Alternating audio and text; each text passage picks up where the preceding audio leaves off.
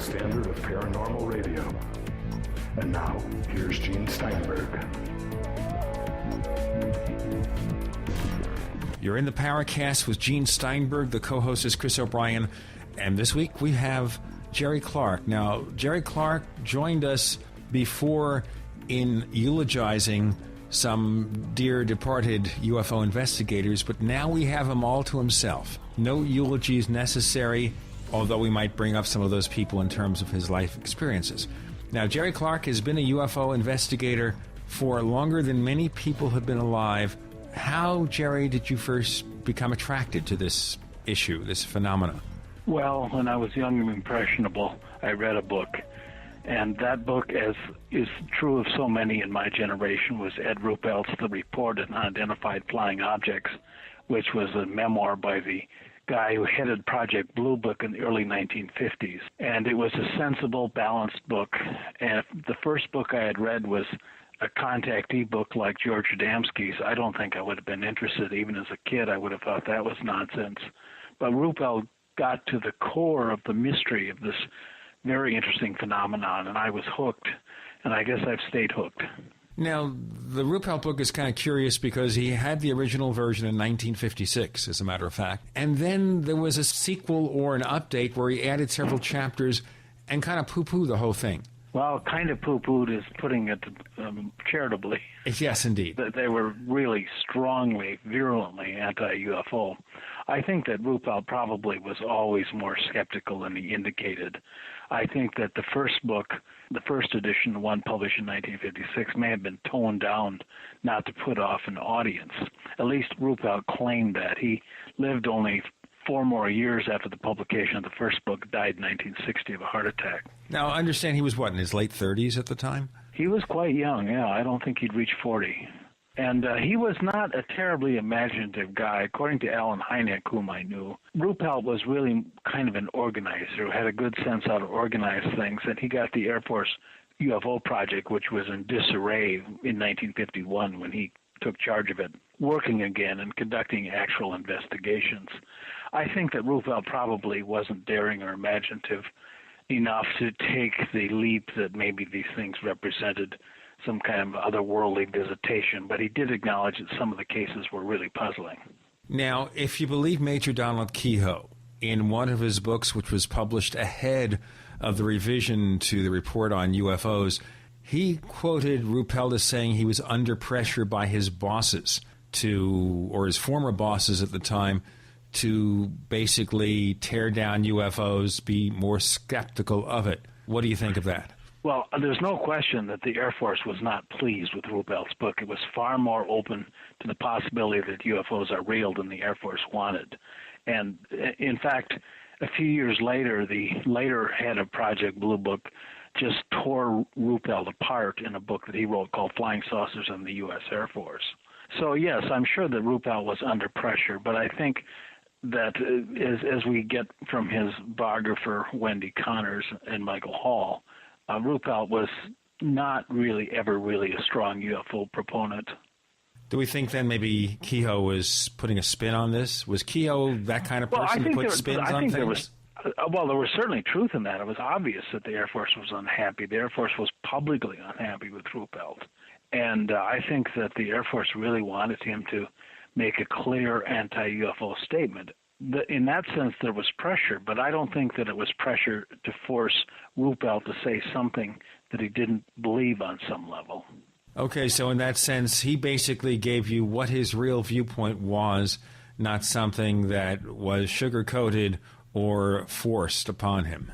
That's, I think, the most reasonable reading. I mean, I'm not reading his mind, but just from my understanding and from the biography of Ruppelt that Connors and Hall wrote, that this seems to be the most reasonable interpretation. Okay, so you read the book, Report on UFOs, a pretty straightforward presentation. Now, you're a young guy. Where do you go from there to pursue your interest? Well, I subscribed to Fate magazine in about 1960, 1961, which introduced me to the kind of subculture of UFO buffs. In those days, as you remember well, Gene, there was a subculture specifically of teenage UFO buffs. and they publish teenage UFO publications and teenage UFO organizations. I don't think anything like that exists anymore. But there was a thriving scene. In fact, my friend David Halperin, just next month, is coming out with a novel based on his experience as a teenage UFO buff. I wonder what he'll say about me. Well, I'm waiting for my copy of the book. I think it's called Journal of a UFO Investigator, or something like that. And it's supposed to be pretty good. But anyway, then I began to get books through Interlibrary Loan, which introduced me to the books of Charles Fort, which probably, in the long span of things, proved to be a greater influence on me even than Ruppelt was. Because Fort had a larger kind of view of anomalies generally, and really put sightings of UFO-like objects into the broad context of other kinds of unexplained phenomena that also interested me. Not so much psychic phenomena, but things like falls in the sky, cryptozoological animals, and that sort of thing. Did you at all feel at that point that UFOs and the rest of these things were related, or what? They were related in being puzzling, hard to explain. It wasn't easy to particularly see a connection between a report of a lake monster and a report of a UFO, and I still don't really see that connection. But it was just interesting to be open to a world of strange things. Made the world seem much more lively and engaging than the little life I was living in a small town in Minnesota. Now, at the time you and I got together, at that point you did have more of a paranormal slant to the UFO mystery. How did that take place? How did that reflect itself? I don't think that's true, Gene. I remember I pretty much thought like Donald Kehoe, except that I was also interested in other stuff. But where UFOs are concerned, I thought and continue to think that the core phenomenon is probably extraterrestrial in origin. And I think if you go back to Kehoe's books, which were published mostly in the 1950s, they concentrated on the kinds of sightings that pilots and Air Force officers and police men and people like that were making. So sort of these solid reports of daylight discs that showed up on radar. And that is still the core of the UFO phenomenon. And that's what Kehoe was interested in. And Kehoe was also an avid reader of popular astronomy. So he was connecting these reports with the state-of-the-art scientific speculation about life on other planets. And even in the 1950s, many astronomers thought that there could be intelligent life on Mars and even Venus. Sure, that's one thing, too. Kehoe, in his books, was speculating on the possibility of Mars, Martian UFOs, the canals, all that stuff, things that we learned later were not quite that way. Even the early contactees, the space beings they met, came from Venus or Mars. But, of course, we didn't know that Venus was a hothouse, so those individuals would have to live in a pretty strange climate. But we understand that he was just basically mirroring what he was reading at the time.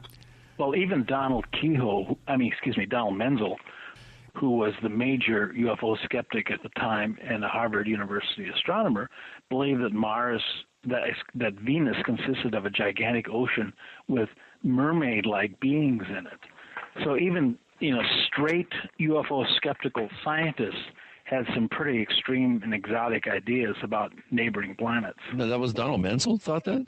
Yeah. That's news to me. Wow. Yeah. Go figure. Yeah, isn't that strange? It's really ironic. To me, it's hilarious. Yeah. I also look at those crazy pictures that he drew that Jim Moseley bought, those paintings of space beings. Yeah. Yeah, those were kind of out of his imagination, as were the mermaids of Venus, but he did propose that. Mermaids from Venus, I don't know if I can handle that. The inspiration for the movie Splash, I don't think so. Jerome Clark joins us, UFO historian. Our co-host is Chris O'Brien. I'm Gene Steinberg. You're in the Paracast.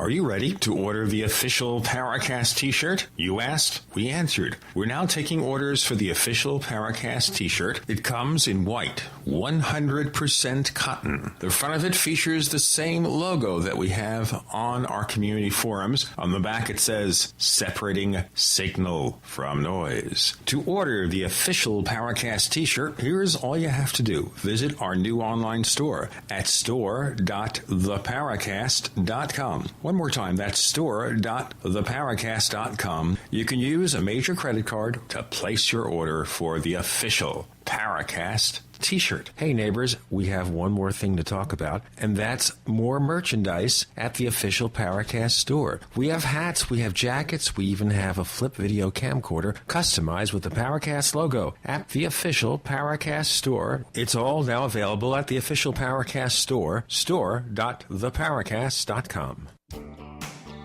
Are you wondering about your retirement portfolio?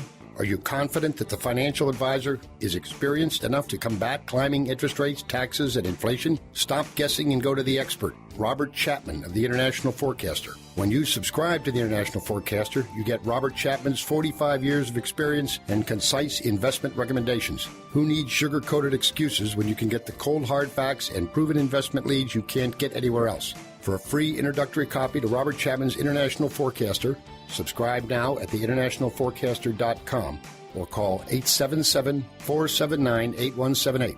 Experience the difference. When you subscribe, you can email Robert Chapman directly to obtain investment advice tailored just for you. Don't wait another minute. Subscribe today at theinternationalforecaster.com or call 877-479-8178.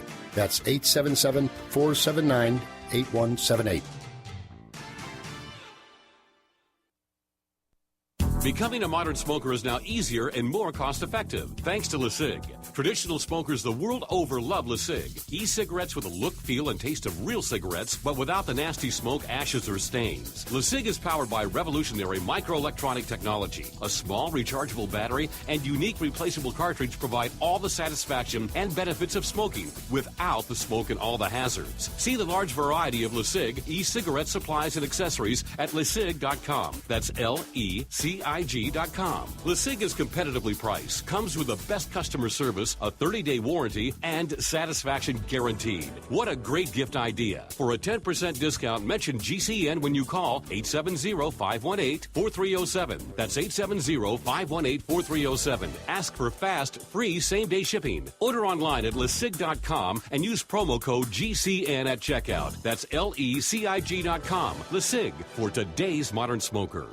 Did you know that drinking pure, high alkaline water is one of the most important factors in maintaining high energy and vibrant health? Most experts agree that the water you drink should be at a pH level of 8 or higher. AlkaVision Plasma pH Drops, available only at alkavision.com, combine a unique formula of only the most alkaline minerals. AlkaVision Plasma pH Drops alkalize your water, ridding the body of harmful toxins, and helps you regain health and energy. Alkalizing your water by simply adding 10 drops of AlkaVision Plasma pH Drops helps the body rid itself of acidic waste, increases oxygen content, and raises the pH of your body to healthy levels. And bacteria and viruses cannot survive in an alkaline high pH environment. Order your bottle of AlkaVision Plasma pH Drops for only $29.95 at alkavision.com. That's ALKAvision.com. Or call 269-409-1776. 269-409-1776. Alkalize your body. Supercharge your health at alkavision.com today. On air, online, and on demand. We are the GCN Radio Network. We want to hear from you. If you have a comment or question about the Paracast, send it to news@theparacast.com. That's news@theparacast.com. And don't forget to visit our famous Paracast community forums at forum.theparacast.com. Get in on all the action at forum.theparacast.com. Jerry Clark joining us. Chris O'Brien's the co-host. I'm Gene Steinberg. You're in the Paracast. Now, if we believe certain documents that came to light in the 1980s, the so-called MJ-12 documents, and of course we're going to want to hear your viewpoint about that, Donald Menzel, of course, having worked allegedly in intelligence in World War II, was still basically presenting the side of himself as the UFO skeptic. That was a pose. He was part of MJ-12. Is that all a big, colossal joke?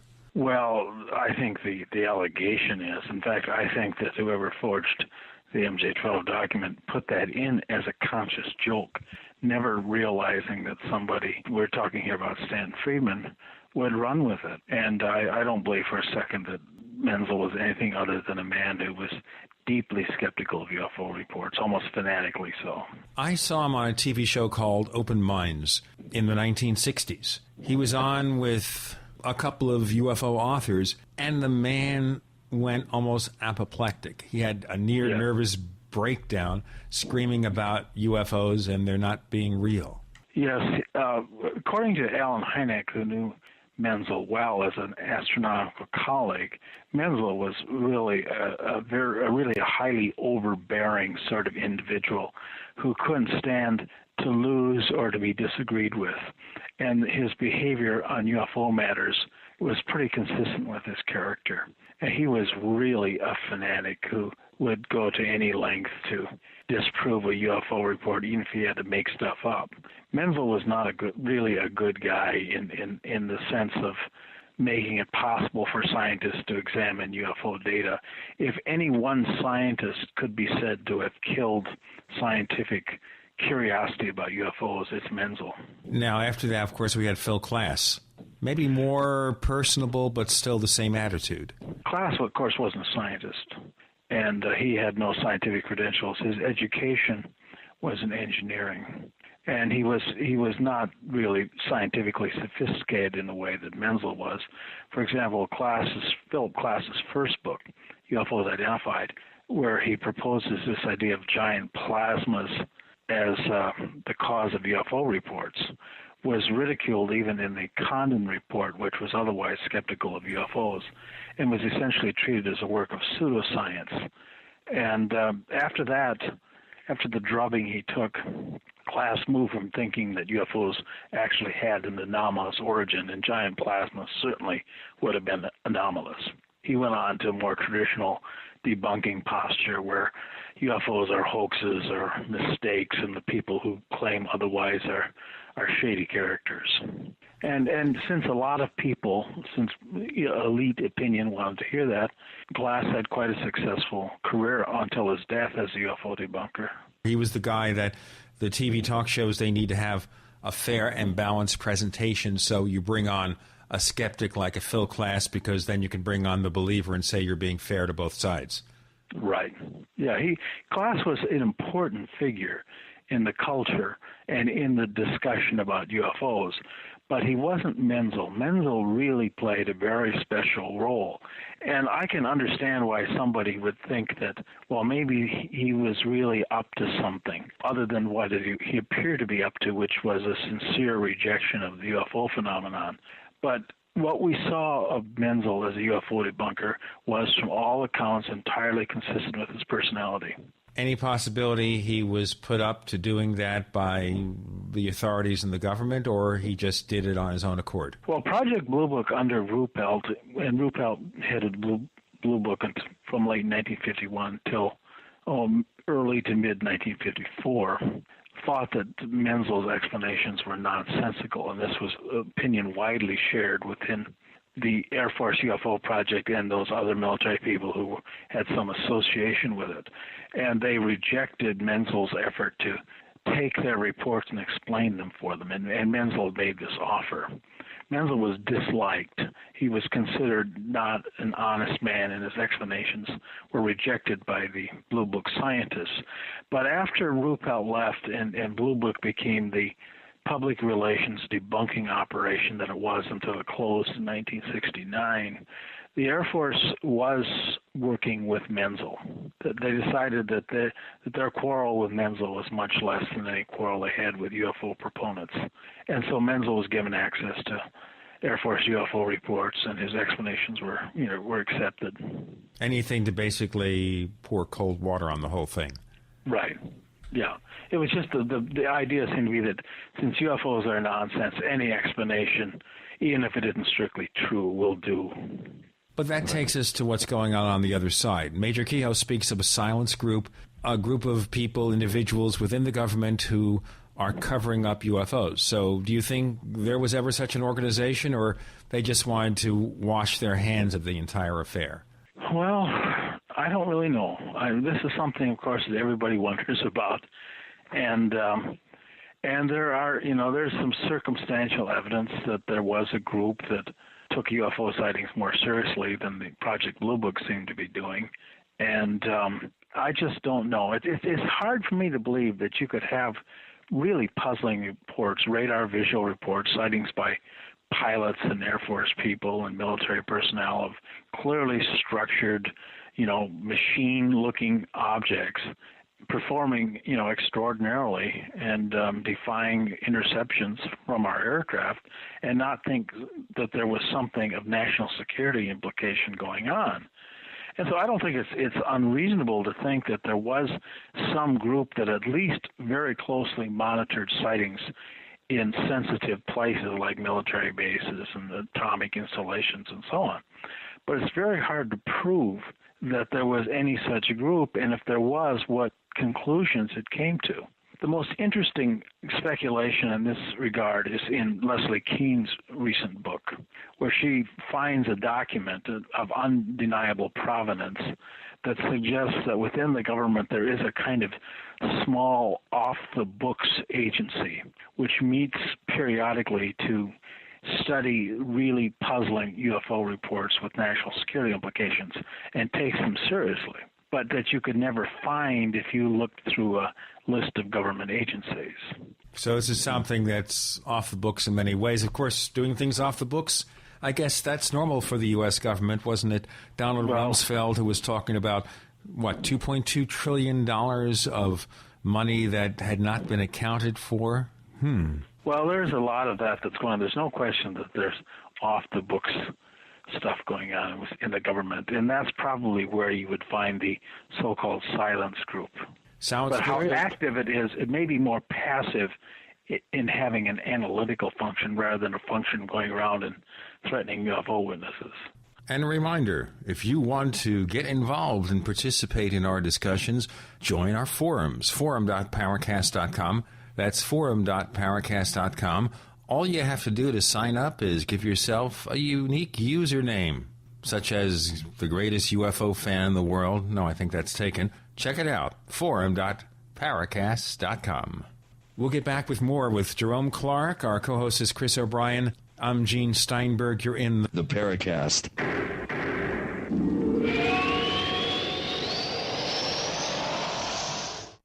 Ray Perkins, a reclusive veteran burned out from the Gulf War, lives tortured by relentless, perplexing nightmares. Nightmares of a horrific battle in deep space and of a mysterious woman suffering in agony for her devastated world. A woman not yet born, calling across centuries to him.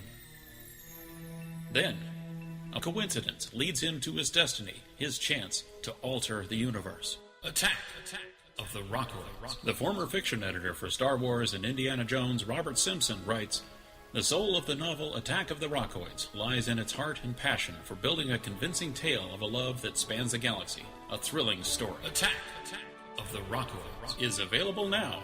Read a sample chapter and get a special discount off of the cover price at our website, rockoids.com. That's ROCKOIDS.com. Attack of the Rockoids, a novel in the grand science fiction tradition.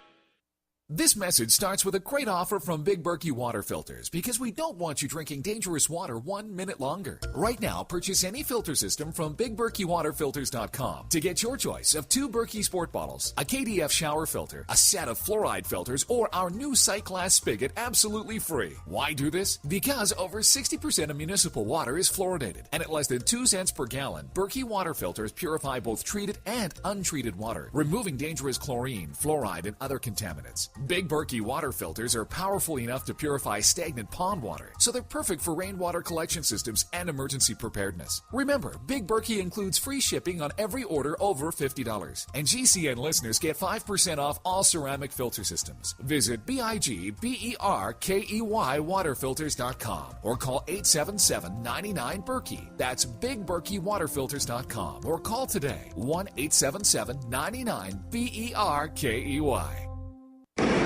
Hi, I'm Mark Craighead, founder of Crossbreed Holsters. I designed our top-selling holster, the Super Tuck Deluxe, to solve the problems of being poked, pinched, and gouged while carrying concealed. The Super Tuck Deluxe is the most comfortable, most concealable holster on the market today. We offer a 2-week free trial and a lifetime warranty. Visit us at crossbreedholsters.com.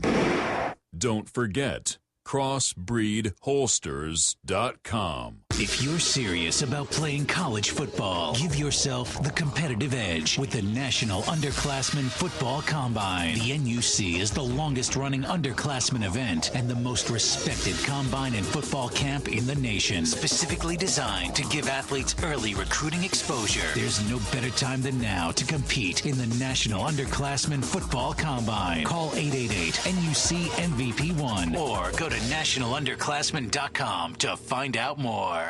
This is Alex Jones with 5 good reasons you should consider buying a solar power generator. Number 1, new climate legislation could easily double or triple your electric bill. Number 2, our new energy czar wants to control how much power your electric company allows you to have. It's true. Total government control of electricity in the name of smart grid technology is coming. Number 3, in some areas of the country, the power grid is dangerously overloaded. And now, new socialist legislation is only compounding the problem. Number 4, dangerous weather is always a threat to local grids. Every year, thousands of families lose their power from weather-related outages. Number 5, a solar power generator provides powerful backup insurance and peace of mind. Folks, I really believe in the solar power generators offered by Solutions from Science, one of my oldest sponsors. You can get more information at www.mysolarbackup.com. That's mysolarbackup.com. Remember, the government doesn't own the sun, so go to mysolarbackup.com or call 1-877-327-0365. America's #1 source for independent talk radio for over a decade. We are the GCN Radio Network.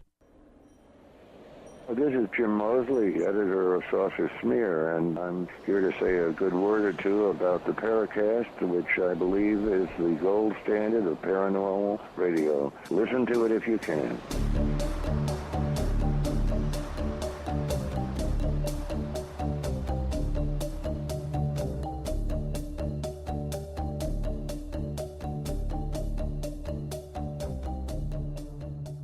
We're back with Jerome Clark, UFO historian. Chris O'Brien's the co-host. I'm Gene Steinberg. You're in the Paracast. Chris, would you pursue the questioning? Yeah, Jerry, I'm very intrigued by a new book that Nick Redfern just had published a couple of months back called Final Events. And in that book, he mentions a group that's been dubbed the Collins Elite, I guess for convenience, that has been fairly active but low-key and behind the scenes looking into the UFO phenomenon, and they determined that it's something of a demonic nature, that we're not really dealing with extraterrestrials as much as we're dealing with demons. Are you aware of this book, number one? And number two, what do you think of that pretty interesting take on this whole thing? I have the book. I haven't read it yet. I do read most of Nick's books, and I respect him. He's a conscientious, hardworking guy, and I don't say that in any condescending way, because I don't want to give you the impression that when I say what I'm about to say, I'm putting it off on Nick. If that's what he's found, I'll read what he's found. But no, I certainly don't believe UFOs are demonic. And you have to remember that even within the United States government, there are some very, very, religious people with really kind of fundamentalist views. And that's where that sort of thing would show up, where, a kind of fundamentalist theology would intersect with anomalies, and they always conclude that they're demonic. That just seems to be the de facto conclusion. No, I certainly don't take that theory seriously, if theory is even the word for it. Well, some of the information that he puts in there is pretty interesting, and it does make you wonder how people can, when they're. I think it's human nature when you're faced with something unknown, you tend to revert to basic primal thinking. I think. Oh, absolutely, absolutely. Yeah, and that's I do recommend that book for people that are looking for interesting out of the box theories on the phenomenon, but.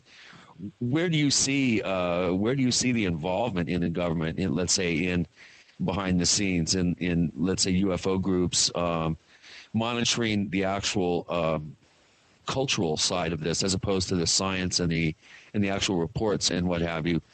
Obviously, during the Cold War, the government was probably interested in UFO groups because of the possible infiltration by Eastern Bloc countries, but do you see the government having a very active role, let's say, in the demise of NICAP or in some of the interesting scenarios that have played out over the years?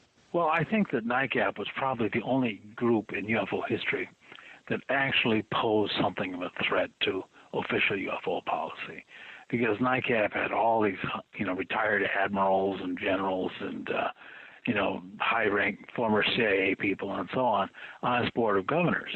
And it was located in Washington. Donald Keogh, who was the head of NICAP, had all kinds of, official contacts within the government and within Congress because of his long history at the Pentagon desk office.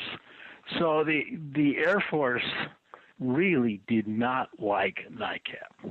But when I was working on my encyclopedia during the 1990s, I got access to the NICAP files, and I was particularly interested in the documents relating to NICAP's demise. According to a widespread legend, the CIA infiltrated NICAP and destroyed it. The documents, the internal documents, do not provide any evidence for that conclusion. What happened was basically Keogh mismanaged the organization. Keogh did not have managerial skills, did not know how to handle money, and there were all kinds of problems.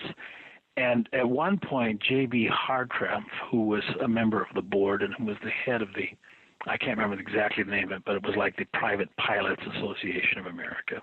That's not exactly it, but close enough.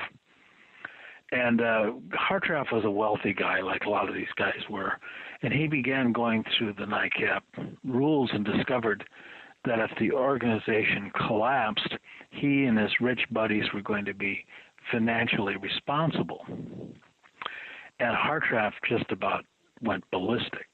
And when he learned that when NICAP fell apart, it was going to cost him a lot of money, he began organizing the board and telling them they had to get rid of Keogh. And that's what happened. It's just sort of has to do more with economics, with government secrecy. And they put somebody in charge who had some kind of CIA background, which probably wasn't that unusual in Washington at that time. A guy who didn't know a lot about UFOs, but who had some organizational skills and wasn't going to drive the organization into the ground and cost these guys on the board a lot of their own money. And that's basically the story of NICAP's collapse. I know that this legend about the CIA collapsing organization, I simply didn't find any evidence for it. Now, during a lot of those years, Richard Hall was the day-to-day manager of NICAP. I mean, I visited them a couple of times in the 60s, and Keogh wasn't there. He was seldom there. He'd come in maybe once or twice a week. So Hall did the day-to-day work. So do we blame the late Richard Hall for some of NICAP's lapses at the time? In the documents that I saw, Hall's name didn't come up. It was Keogh's name. Keogh was the guy who was causing all the alarm and generating the criticism.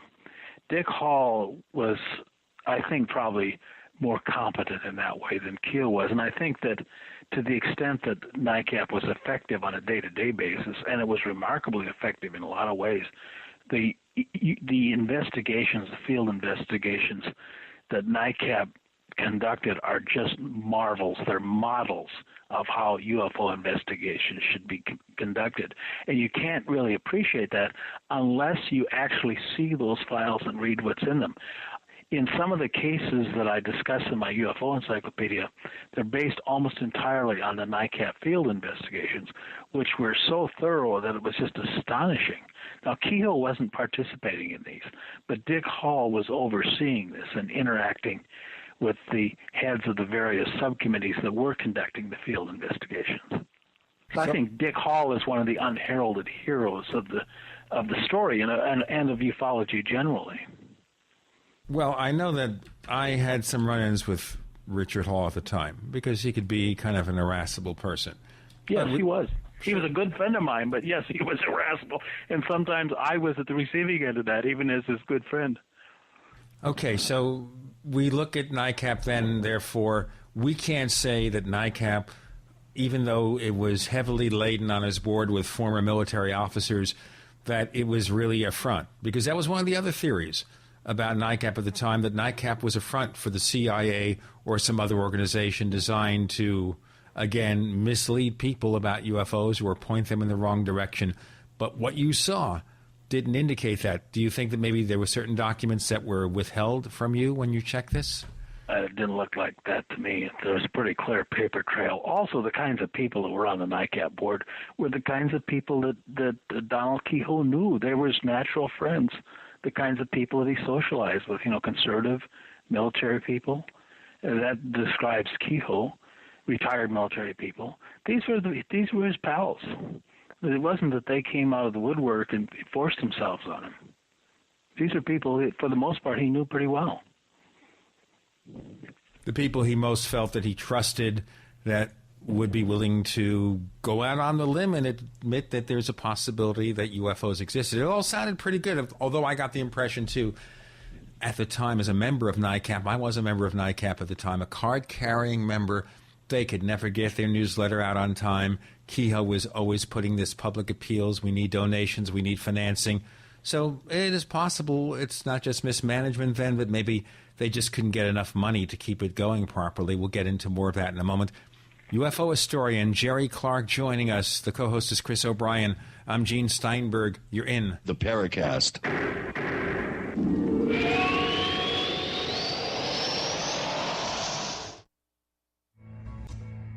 Is there a secret UFO agenda?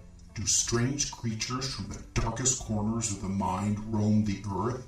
Is there evidence for mind control, time travel, or devious government conspiracies? Find out the inside scoop on the latest conspiracies, paranormal activity, and Fortean phenomena when you subscribe to Tim Beckley's Conspiracy Journal. It's jam-packed with stories, special book and DVD promotions, and the best news, it's absolutely free, sent right to your mailbox. Plus, a bonus free email newsletter sent out every Friday. Simply send an email with your name and address to Mr. UFO at webtv.net. That's Mr. UFO at webtv.net. Find out what they don't want you to know.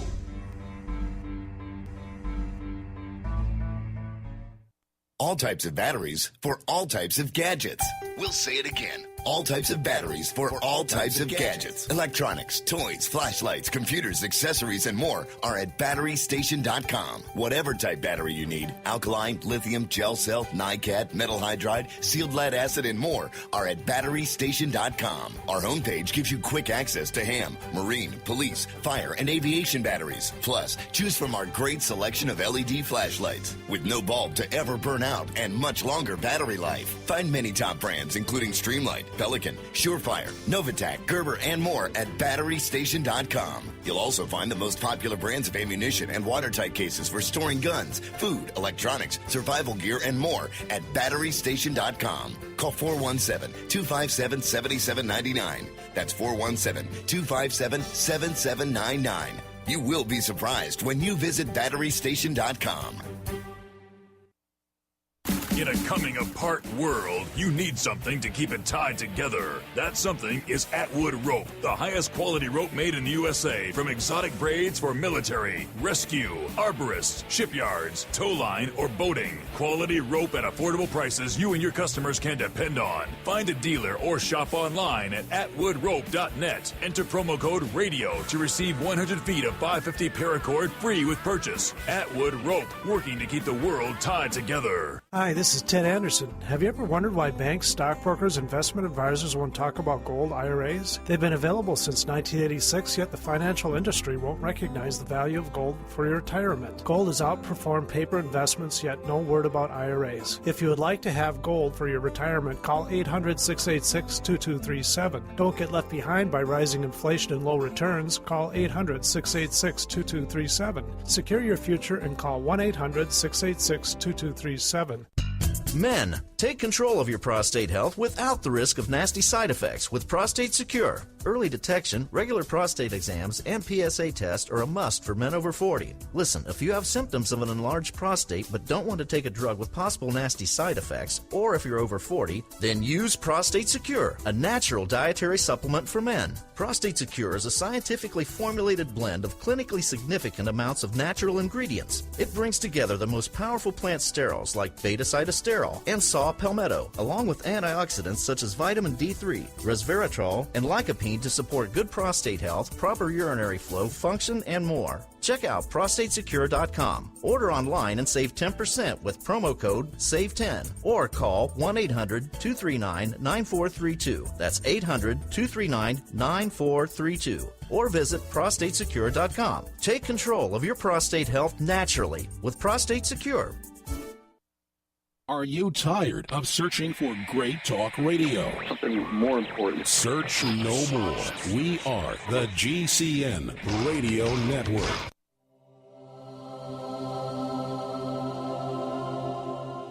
This is the Paracast. You never know what's going to happen next.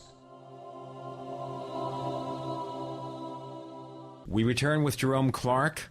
The book he's talking about is this UFO history book. Tell us more about it before we go into more details about NICAP and other organizations. Well, during the 1990s, I did a multi-volume UFO Encyclopedia for the Reference House Omnographics.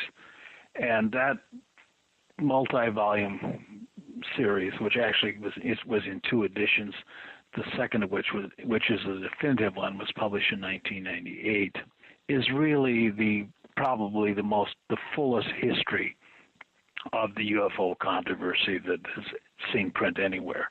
And I spent years working on it and had access to all kinds of materials that hadn't seen print before. So it's a perspective that's based on a lot of original research and primary documents and interviews and so on. So there's a lot of things in there that people don't know or that correct or extend the record. And, it's really kind of my life's work. My most recent book, which came out in this summer, is called Hidden Realms, Lost Civilizations, and Beings from Other Worlds, is an overview of the wilder side of everything, the Shaver mystery and things like that. Let's briefly segue to the wilder side, the wild woolly side of UFOs, the Shaver mystery, stuff like that. Now, obviously, there are attractions to the kind of things that Shaver talked about, and you and I both knew Shaver, so we have some personal knowledge of this. But are there things we should mention about people like Shaver, maybe in connection with that Ray Palmer, that would illuminate more of their point of view or why they came to those conclusions? I want to say one thing. I did not know Shaver personally, unlike you. And I want to also say that the interview that you did with Shaver that you published years ago is probably the single most illuminating interview with the man that I've ever read, and I've often had occasion to go back to it and cite it.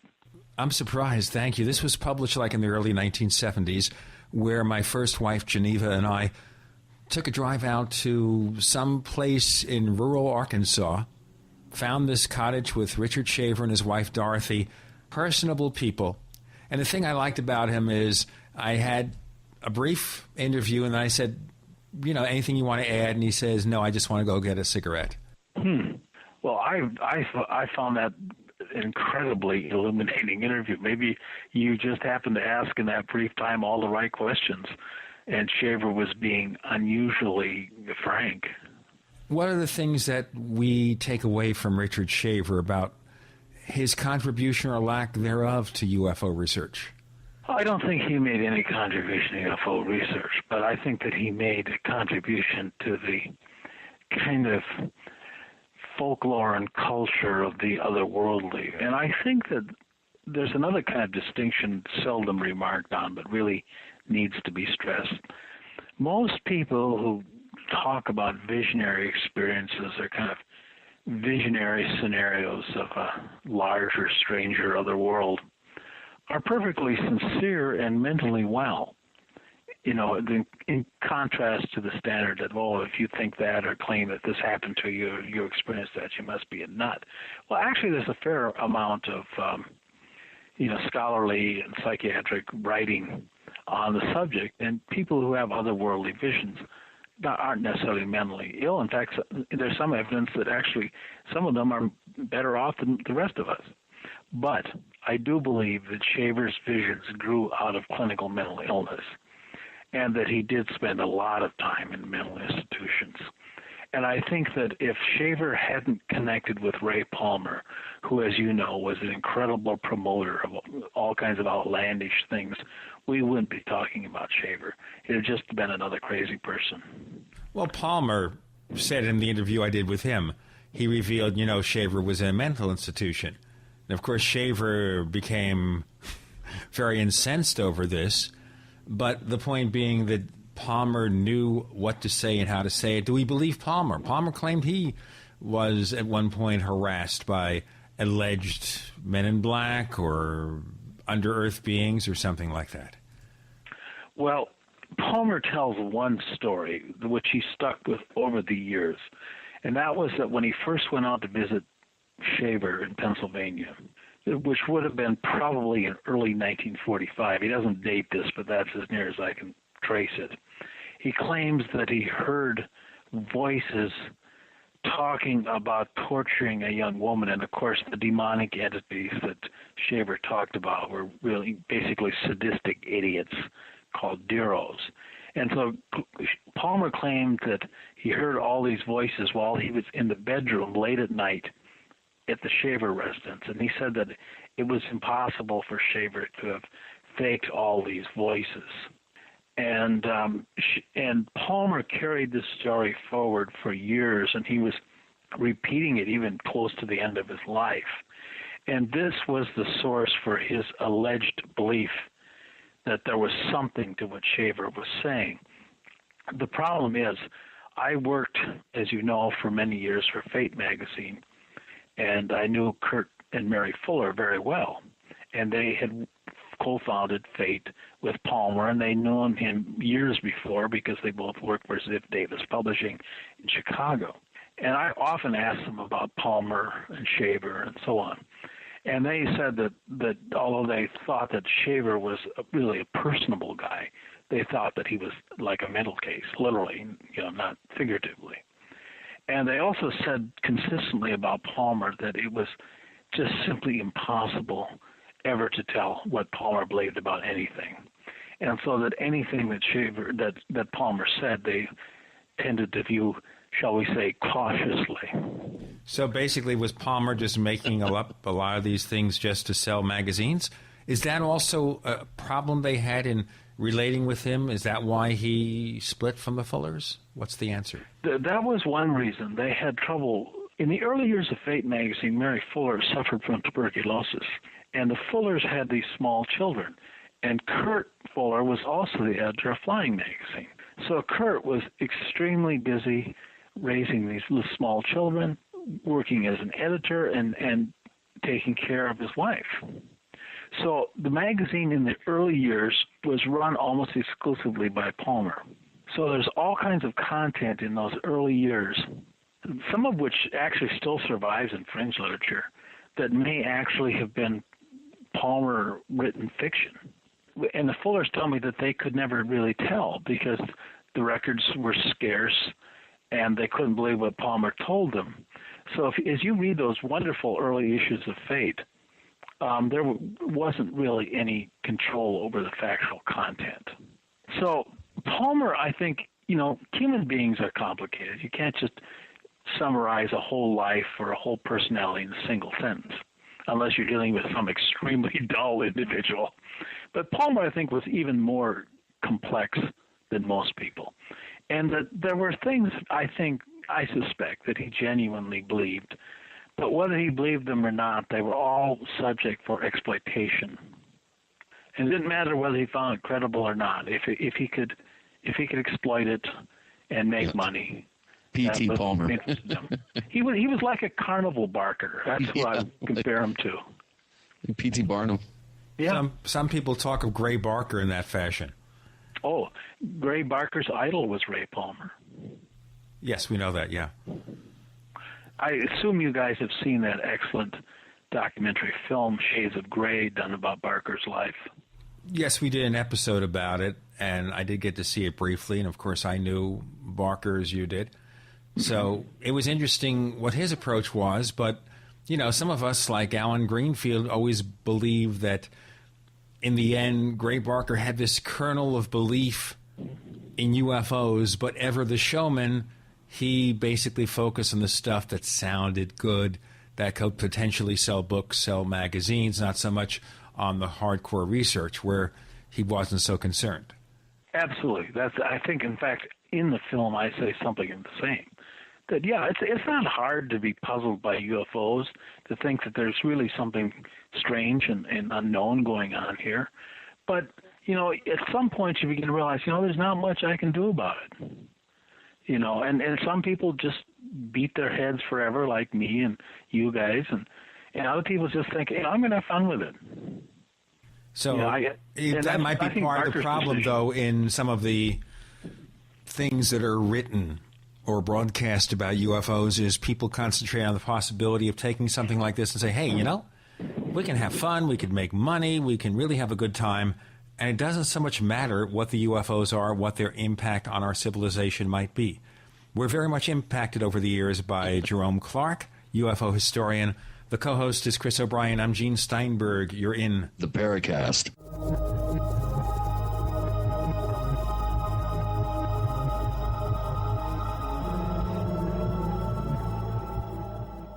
Hi, this is Ted Anderson. If you own an Apple iPhone and love to listen to your favorite programs on GCN, I've got good news for you. I'm proud to announce that GCN has a brand new iPhone app available for our dedicated listeners at GCNlive.com. Listen to your favorite hard-hitting GCN programs live or on demand right on your iPhone. And the best part? The GCN iPhone app can be yours absolutely free. Download the iPhone app today by clicking on the banner at GCNlive.com. Again, that's GCNlive.com. Hi, this is Ted Anderson. Have you ever wondered why banks, stockbrokers, investment advisors won't talk about gold IRAs? They've been available since 1986, yet the financial industry won't recognize the value of gold for your retirement. Gold has outperformed paper investments, yet no word about IRAs. If you would like to have gold for your retirement, call 800-686-2237. Don't get left behind by rising inflation and low returns. Call 800-686-2237. Secure your future and call 1-800-686-2237.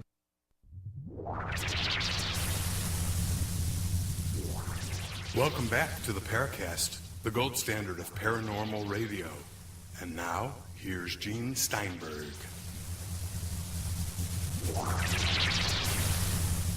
We have Jerome Clark getting into the second hour of the Paracast. It seems so much less when we record these shows, for magical reasons.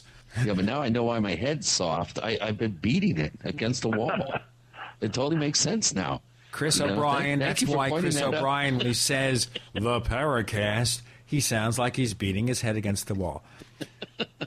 Oh, no. It doesn't feel like that, Jerry, seriously, or maybe half seriously. Does it feel sometimes you've been involved in the UFO field for so many decades, maybe you're beating your head against the wall that nothing is ever going to be solved. It's just going to go on, and your kids and their grandkids will still be looking into it? Well, I didn't mean to sound quite as cynical. I meant that kind of humorously. I think that what I was trying to say more seriously here is that when you start out, you think you are going to be able to solve it. And in fact, what happens over time is that you begin to realize that what's going on is really beyond current knowledge. And if it's ever solved, it's not going to be by you.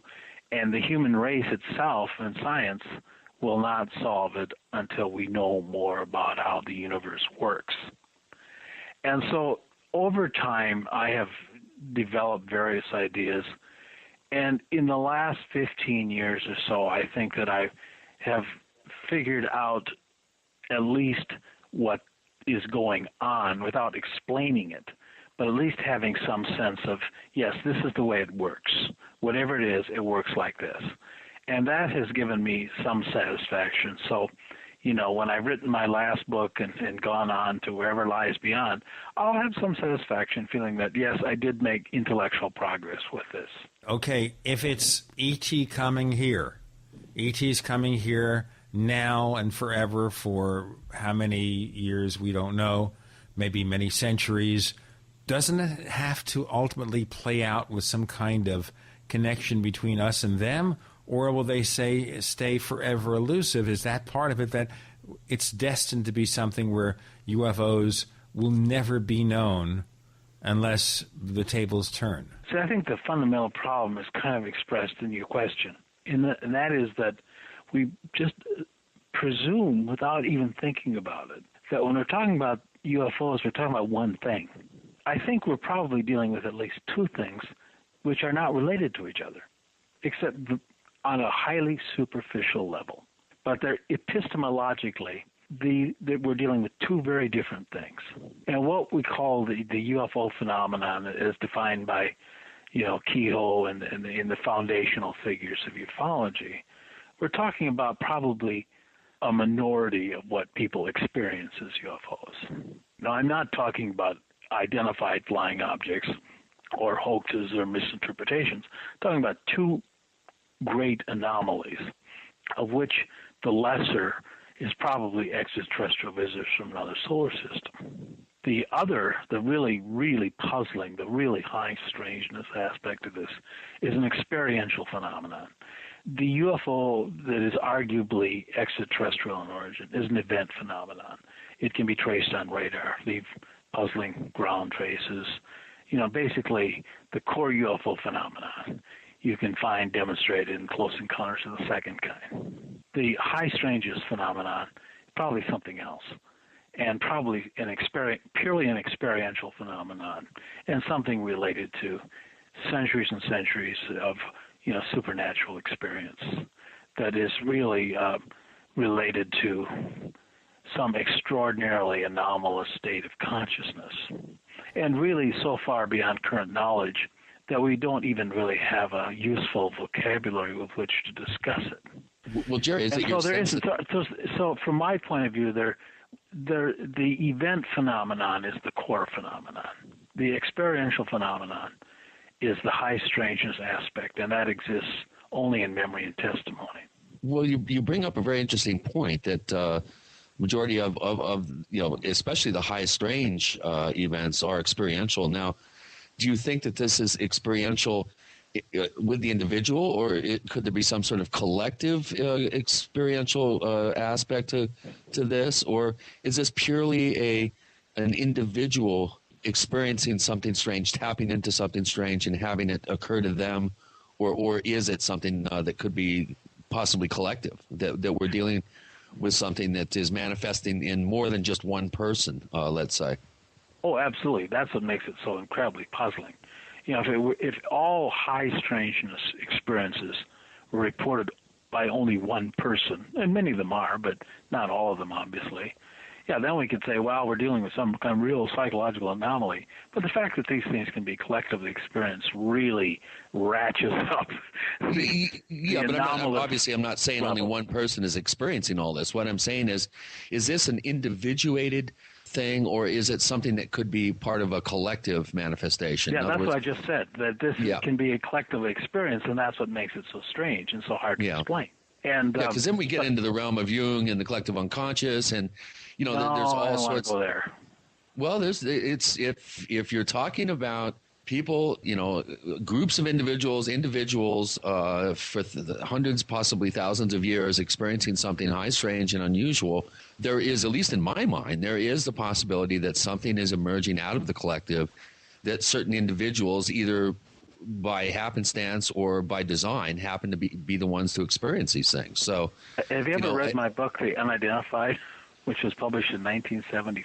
I think I did many years ago. In fact, it was quite influential. That was exactly the view expressed in that book, and I don't accept it anymore. Okay. I think I don't even accept the existence of a collective unconscious. One of Jung's critics famously said the collective unconscious existed in Jung's library. No, I think that terms like this don't really mean a lot. What happens is that there is a culturally reflective aspect, which is at the core of the experience anomaly. In other words, a society has its own definition of what an otherworldly encounter is. And the experiences of individuals or small groups of individuals with this other world will reflect the culture's sense of what an otherworldly experience is. And so the nature of the experiences, at least the superficial aspect, the experiential aspects, change over time and location and geography. And so, there is this kind of, there's cultural and social definition of the experience. Oh, absolutely. But the experience itself behind the superficial forms is I think the stimulus, whatever it is the same and remains the same over time. And I think that in our own time, our idea of an otherworldly experience is encounter with extraterrestrials.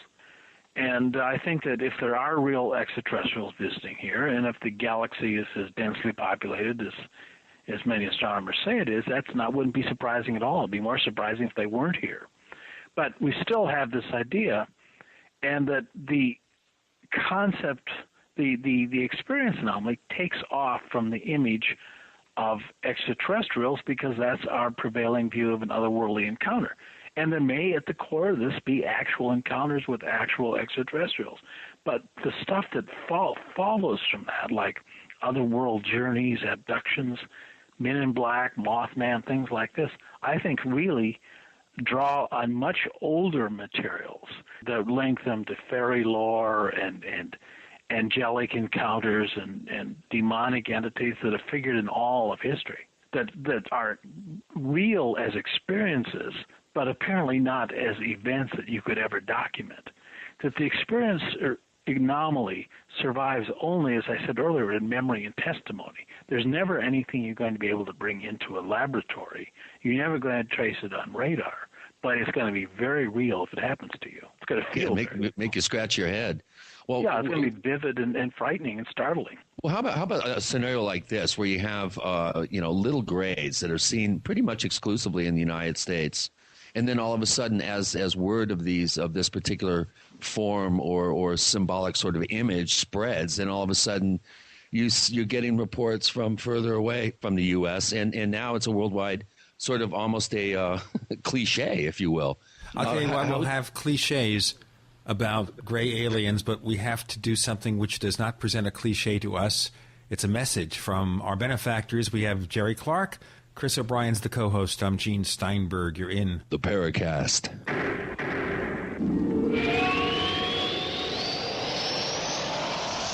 Hi, this is Tamar from Namecheap. We're a domain name and web hosting company, and we really care about our customers. With domain name purchases, Namecheap offers free SSL and free WhoisGuard for a year to protect your identity from spammers. Most importantly, we care about you. If you'd like to learn more, please visit us at radio.namecheap.com, radio.namecheap.com for web hosting and domain name specials. You can also follow us on Twitter at twitter.com/Namecheap or become a fan of ours on Facebook at facebook.com/Namecheap. See you online. Fate magazine provides true reports of the strange and unknown. Keep up with the latest on angels and miracles, psychic phenomena, ghosts, UFOs, life after death, and much, much more. To receive your free issue of Fate magazine, call now at 1-800-728-2730 or visit their website at www.fatemag.com.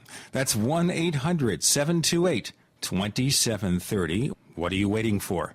Your fate awaits. Gold. It's like nothing else on Earth. From the Romans through the Renaissance, from the Industrial Age to the Space Age, gold has weathered the test of time. For 6,000 years, gold has remained the ultimate store of wealth. According to the World Gold Council and the U.S. Mint, demand is at an all-time high. The stage is being set for the reemergence of gold as the common-sense alternative to a fiat paper currency that gets weaker every day. Midas Resources is proud to offer the hard-hitting report that arms you with the truth you need to protect you and your family from the Fed's plans for your hard-earned money. Don't gamble with your future. Call Midas Resources today and ask for your free copy of As Good as Gold. Call 1-800-686-2237 for the report the Fed hopes you'll never see. As Good as Gold can be yours by calling 800-686-2237. If you have ever thought about owning gold, you must read this report. Call Midas today at 800-686-2237.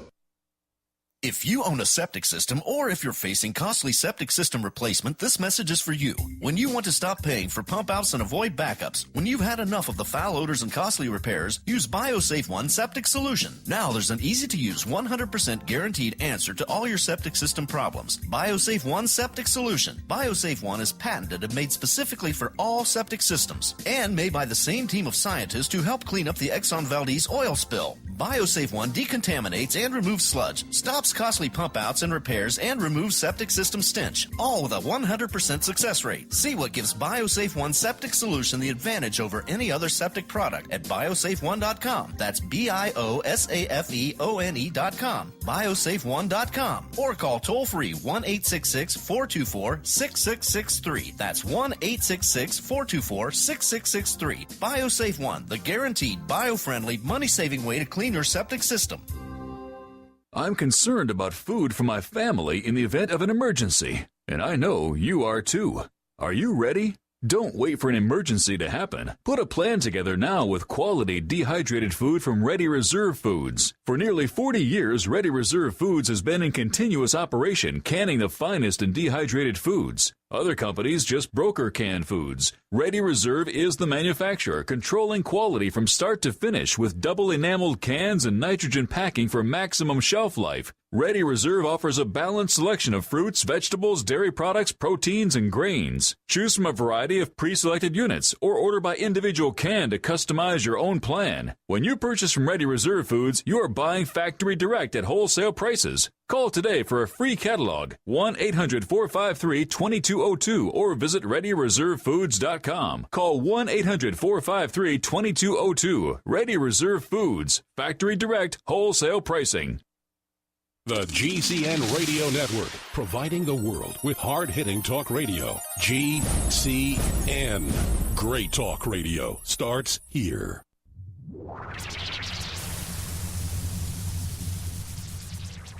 We want to hear from you.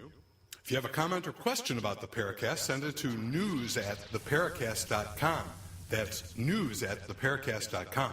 And if you want to catch up on past episodes, we have hundreds of shows for you to download direct from theparacast.com. That's theparacast.com. Or check us out on iTunes. We continue with Jerome Clark, UFO historian. Our co-host is Chris O'Brien. I'm Gene Steinberg. You're in the Paracast. And Chris was asking the great question here about the public conscious image of what UFO aliens are. So now it's grays, but the implication I gather, Chris, is what you're saying is that isn't what they are, it's what we perceive them to be? Well, it seems to me there's a certain aspect of front loading. It's almost like if you expect to see something, if you have an unusual experience, you tend to revert to some sort of primal sort of view of it. And if you're front loaded and you're the culture, the media has been programming you with a particular image, it seems to me that you would tend to go into that direction to put the details on the experience. So I think the little gray alien is a classic example of that. What do you think, Jerry? Well, I think there's a lot of truth in what you're saying. Again, it's probably not the whole truth. Little gray aliens were showing up in C3s well before they became a common image in popular culture. But I do agree with you that I think this thing kind of feeds on itself, and that somebody's imagined experience, or even some genuinely anomalous experience, phenomenon is going to build on, on images that are known in the culture, that are part of the common language of the culture.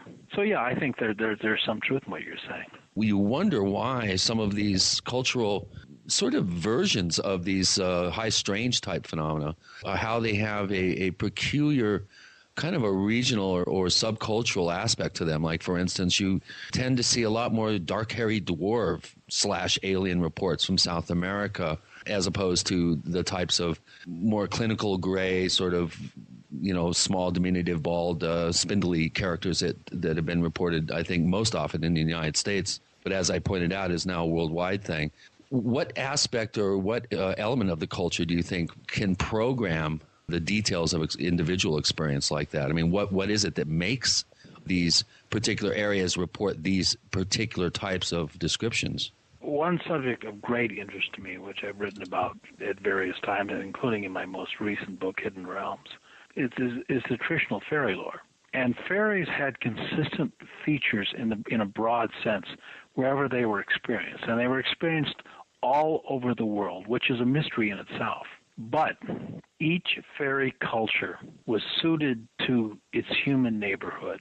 So even though the kinds of behaviors and personalities and then just general phenomenology of fairies was the same worldwide, in every area where they were experienced, in every little culture and subculture, the fairies in some ways reflected their human neighborhood. And that didn't make their experiences, the experiences of encountering them, any less frightening or mysterious. But it did suggest that whatever was stimulating fairy encounters, it wasn't a real fairy race that coexisted with us, that existed apart from us, that the experiences were tied to the human expectation of them in some strange way. And something of that may be playing out with, UFO occupant reports. Well, it's a real phenomenon, it's a mysterious phenomenon, but we are involved in fashioning our experiences of it. Well, it's interesting you should point it out, because on one hand you're saying that there is no sort of, in your mind, the possibility of a collective unconscious that would be able to manufacture these types of commonalities. But on the other hand, you're kind of saying that there is. So where do you draw the line between those two viewpoints? I think this is fascinating stuff. This is to me where the real meat is on the bone in this subject. And I don't agree this is the meat and the bone. I think this is the shadow.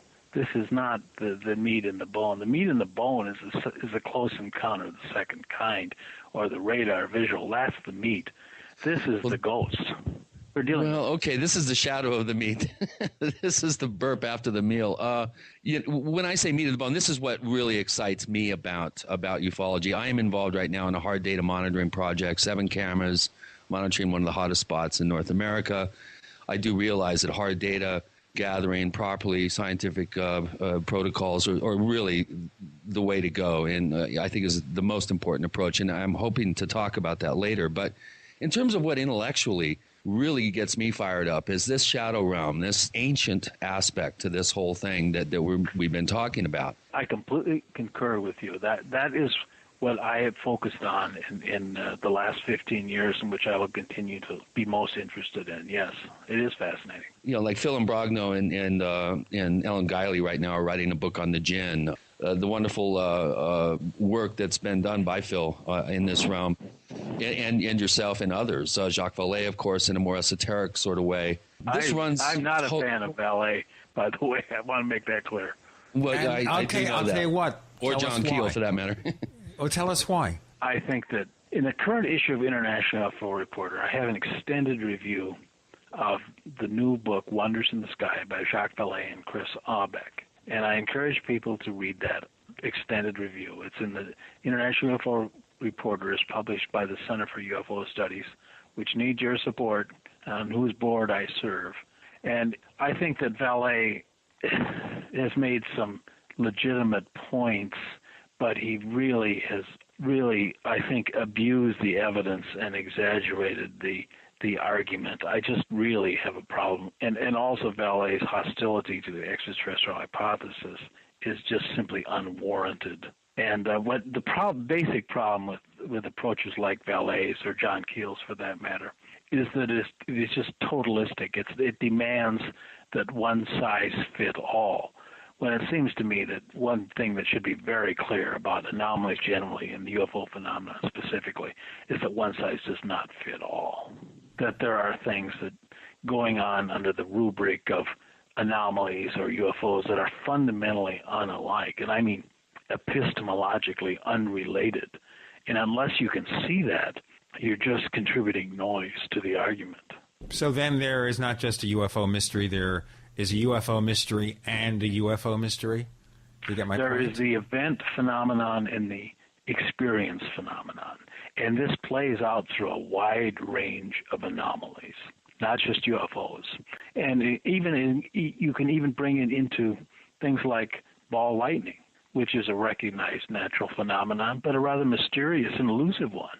And you see experience anomalies rolling out of the event phenomenon of ball lightning. And, you've just got to define stuff. You can't just say that, well, okay, there was the RB-47 case, which perfect evidence of a complex, sophisticated, advanced technology that does not exist on Earth and that it is reasonable to infer as extraterrestrial in origin. And then grab a Mothman sighting and say that Mothman sighting overrides hard evidence cases like RB-47 or the Trans-Provence landing trace case and things like this. I'll tell you what, we'll pursue that further detail in a moment. We have Jerry Clark. The co-host is Chris O'Brien. I'm Gene Steinberg. You're in the Paracast.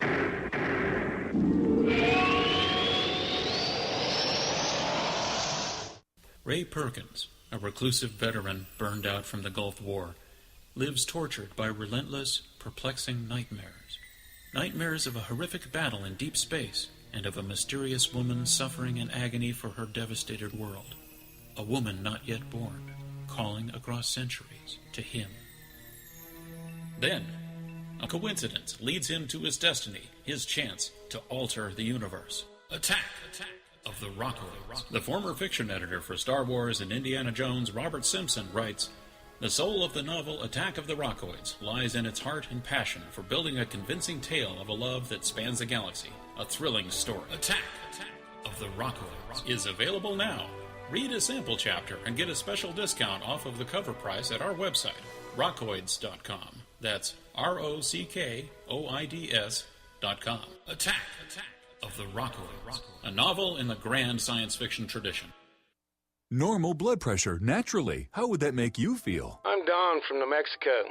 January of 2000, I had a heart attack. Then my real health began going downhill, and I had high blood pressure, high blood sugar, poor vision, and I really wasn't sleeping well. I was a mess, pretty much. Don reports dramatic improvements with Heart and Body Extract. I started taking Heart and Body Extract, and from within a few days, I started sleeping a lot better. My blood pressure normalized, my blood sugar normalized, and my sleep really did improve. Experience these benefits and more when your body gets what it needs with the assistance of Heart and Body Extract. Order at hbextract.com or call 866-295-5305. That's hbextract.com or call 866-295-5305. And folks, I did not expect this at all. By the 7th, 8th, and 9th day, I saw dramatic improvements from taking Heart and Body Extract. Details at hbextract.com or call 866-295-5305 for Heart and Body Extract.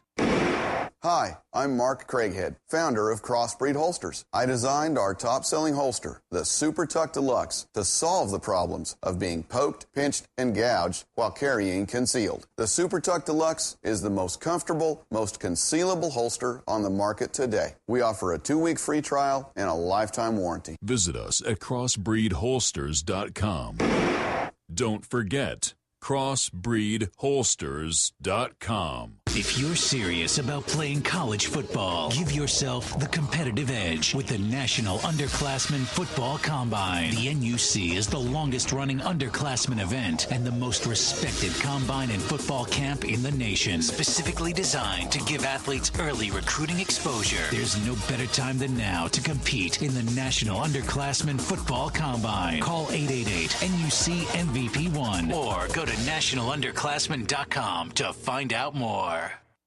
The food storage industry leader has done it again. Introducing FDG Clubs and Survival Bucks from the Freeze Dry Guy. For over 39 years, the Freeze Dry Guy has served various government agencies and the private sector with the finest in storable foods and emergency rations. If you've wanted to build emergency food supplies but couldn't afford it, now you can. Go to freezedryguy.com, click on products, and look for the Freeze Dry Guy Clubs to pay as you go. Now you can build food storage without going into debt. Choose from a payment range of $95 to $450 per month. Our clubs work with everyone's budget. Plus, when you join Freeze Dry Guy Clubs, you'll get additional rewards. For example, this month, get 10% back in Survival Bucks on all purchases in the Freeze Dry Guy product line, plus free shipping within the lower 48 states on any order amount. Hurry, go to freezedryguy.com or call 866-404-3663. That's freezedryguy.com or call 866-404-3663. The Freeze Dry Guy, the best you can buy.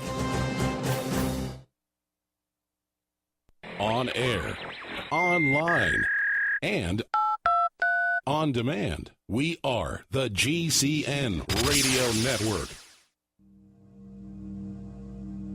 This is Leslie Kane, and I'm with the Coalition for Freedom of Information, and you are listening to the Paracast. We're trying to look at the lines of demarcation between the various aspects of the UFO mystery, and I have a question that occurs to me, which we'll bring up in a moment. We have Jerry Clark, co-host is Chris O'Brien, I'm Gene Steinberg, you're in the Paracast. So, okay, we have people crying for disclosure. Now, disclosure implies that we know most of the answer, and the government will affirm that ET is here, but you're painting the picture of something so much more complicated that maybe we have to look for a whole other issue, and if the government has anything to disclose, would they be interested in all this other stuff? Well, I think that let's just assume for the sake of discussion here that some element of the U.S. government is really interested in UFOs, really is working on it and trying to solve it, and maybe has solved some of it. I think that at some point, somebody pointed out to them, look, sighting the Mothman are not the same thing as the hard evidence cases, and that if we're going to learn anything, we're really going to have to focus on the hard evidence cases, because all you're going to get, if you look at the Mothman sightings, the Men in Black, and the abductions, and the other world journeys and all that, you're just going to get a bunch of strange, scary stories that, the person who tells them seems perfectly sincere and sane, but it's not going to get you anywhere.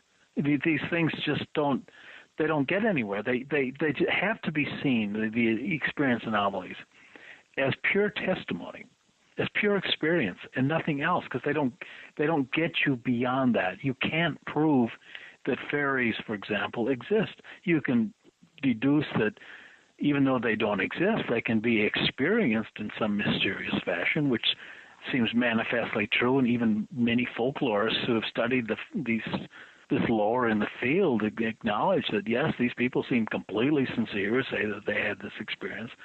But, it's a difference between, accepting somebody's story but rejecting his explanation. Well, okay, so if Stanton Friedman is affirmed and the government says, well, they're coming here from Zeta Reticuli, we don't know their purpose, they do not appear to present a threat to our planet, there you go. We would have maybe a solution there, but this experiential phenomena, that would be a totally different ball of wax, right? Right. Yeah, I think that if there are extraterrestrials visiting Earth, we'll know that, because that's conceivable. In fact, the argument of ET-oriented ufologists is pretty much indistinguishable from the argument and the reasoning of the SETI-oriented astronomer. It's just that the SETI people don't want to deal with UFO reports, so they make up reasons to ignore them. But basically the argument is the same, is that we have reason to believe, in fact growing reason to believe, there are all kinds of extrasolar planets, millions and millions and millions of them. And many of them harbor intelligent civilizations. And if life is that ubiquitous and the galaxy is that densely populated, it's not at all surprising that we're going to find evidence of their existence. And probably some of them are going to come over here in the vehicles that their advanced technology made possible. Extraterrestrial visitation really shouldn't be a heresy. It may be happening or it may not be happening, but it's not a ridiculous or absurd idea. And some UFO reports indeed are susceptible most reasonably to that explanation. It's the other stuff that really causes all the confusion. The discussion gets clogged up with all kinds of high strangeness material, which is just simply unprovable. And so if you reject all the testimony as false or the product of delusion, all you've got left is making up phony explanations that don't explain.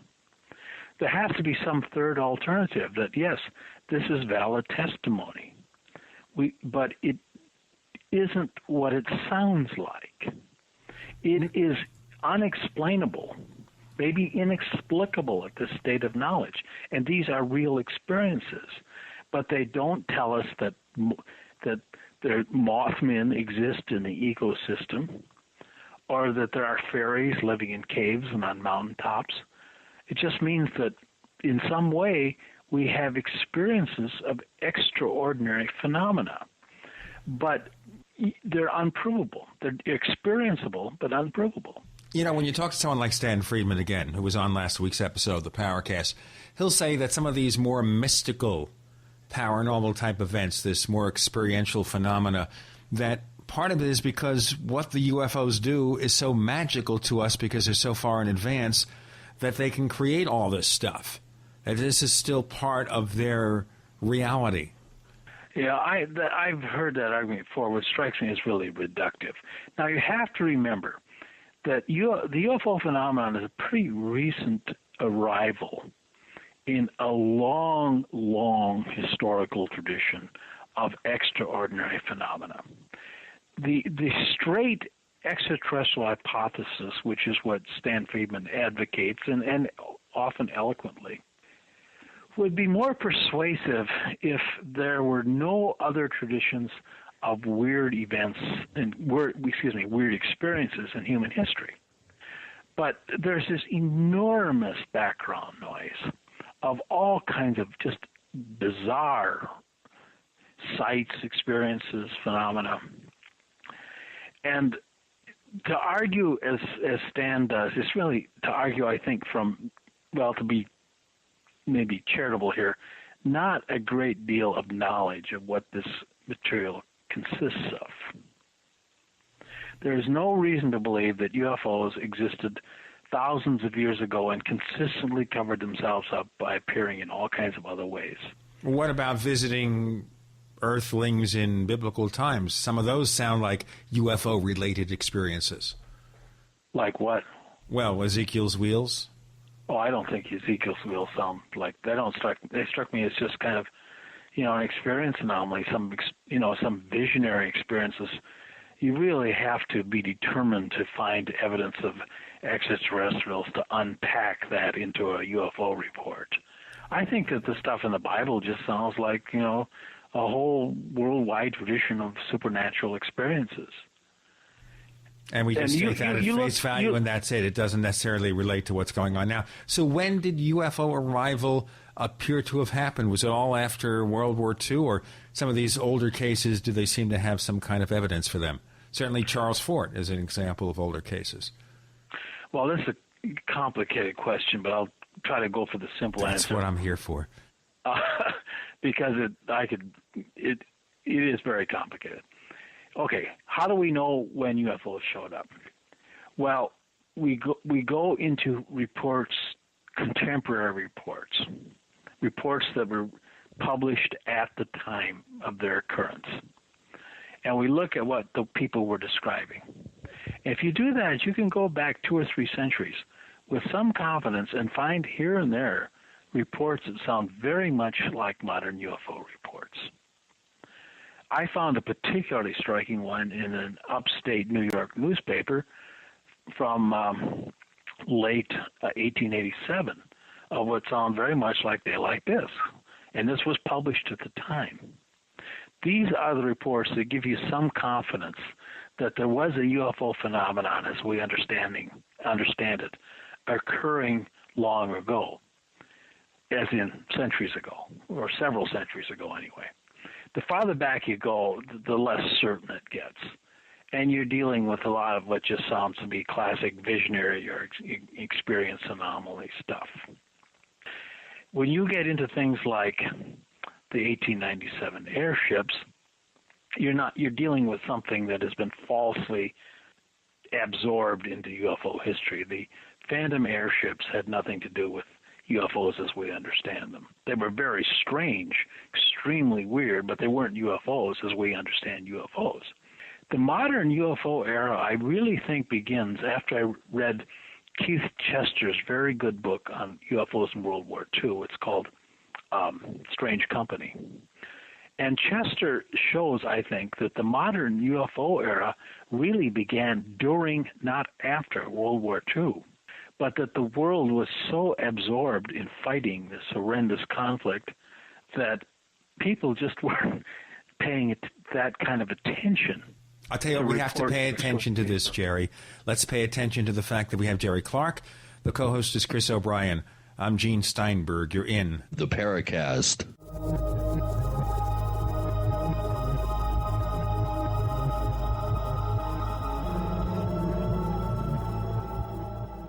Are you ready to order the official Paracast t-shirt? You asked, we answered. We're now taking orders for the official Paracast t-shirt. It comes in white, 100% cotton. The front of it features the same logo that we have on our community forums. On the back it says, separating signal from noise. To order the official Paracast t-shirt, here's all you have to do. Visit our new online store at store.theparacast.com. One more time, that's store.theparacast.com. You can use a major credit card to place your order for the official Paracast t-shirt. Hey neighbors, we have one more thing to talk about, and that's more merchandise at the official Paracast store. We have hats, we have jackets, we even have a flip video camcorder customized with the Paracast logo at the official Paracast store. It's all now available at the official Paracast store, store.theparacast.com. We all know that Berkey Water Purification Systems are the most trusted name in water filtration. As an authorized Berkey dealer for over 5 years and serving thousands of satisfied customers, the Berkey Guy offers amazing specials for Berkey Water Filtration Systems. The Berkey Light Systems include a set of self-sterilizing and recleanable black purification elements that purify water by removing chlorine, pathogenic bacteria, cysts, and parasites to non-detectable levels and remove harmful chemicals such as herbicides and pesticides. Order the Berkey Light System today, complete with 2 black Berkey elements for only $209, and the Berkey Guy will include 3 sport Berkey water bottles and ship everything to you free of charge. That's right, 3 sport Berkey water bottles and free shipping. An $87 value, yours free. Call the Berkey Guy at 1-877-886-3653. That's 1-877-886-3653. Or order online at goberkey.com. That's goberkey.com today. You know the Constitution like the back of your hand. You've read books, listened to podcasts, attended lectures, surfed websites, and watched videos.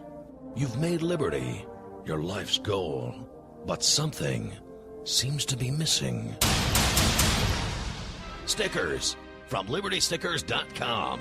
Exercise your freedom of speech with the world's most dangerous bumper stickers. That's LibertyStickers.com.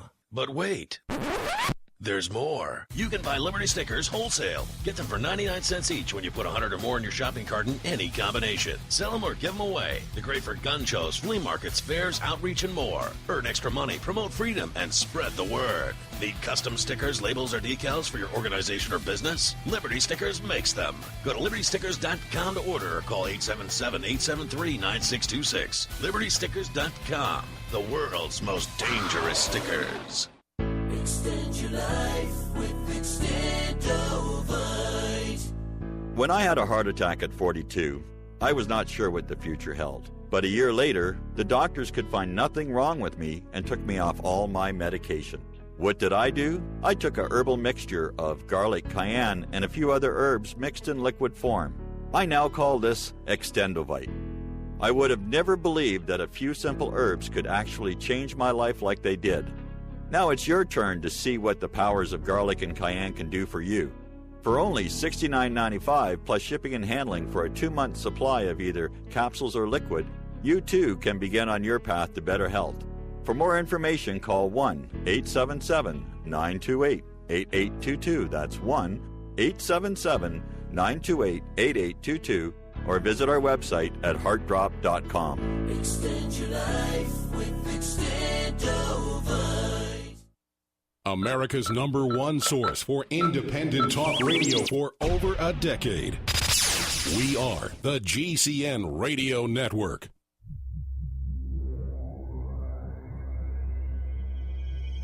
You've entered another dimension. You've entered the Paracast.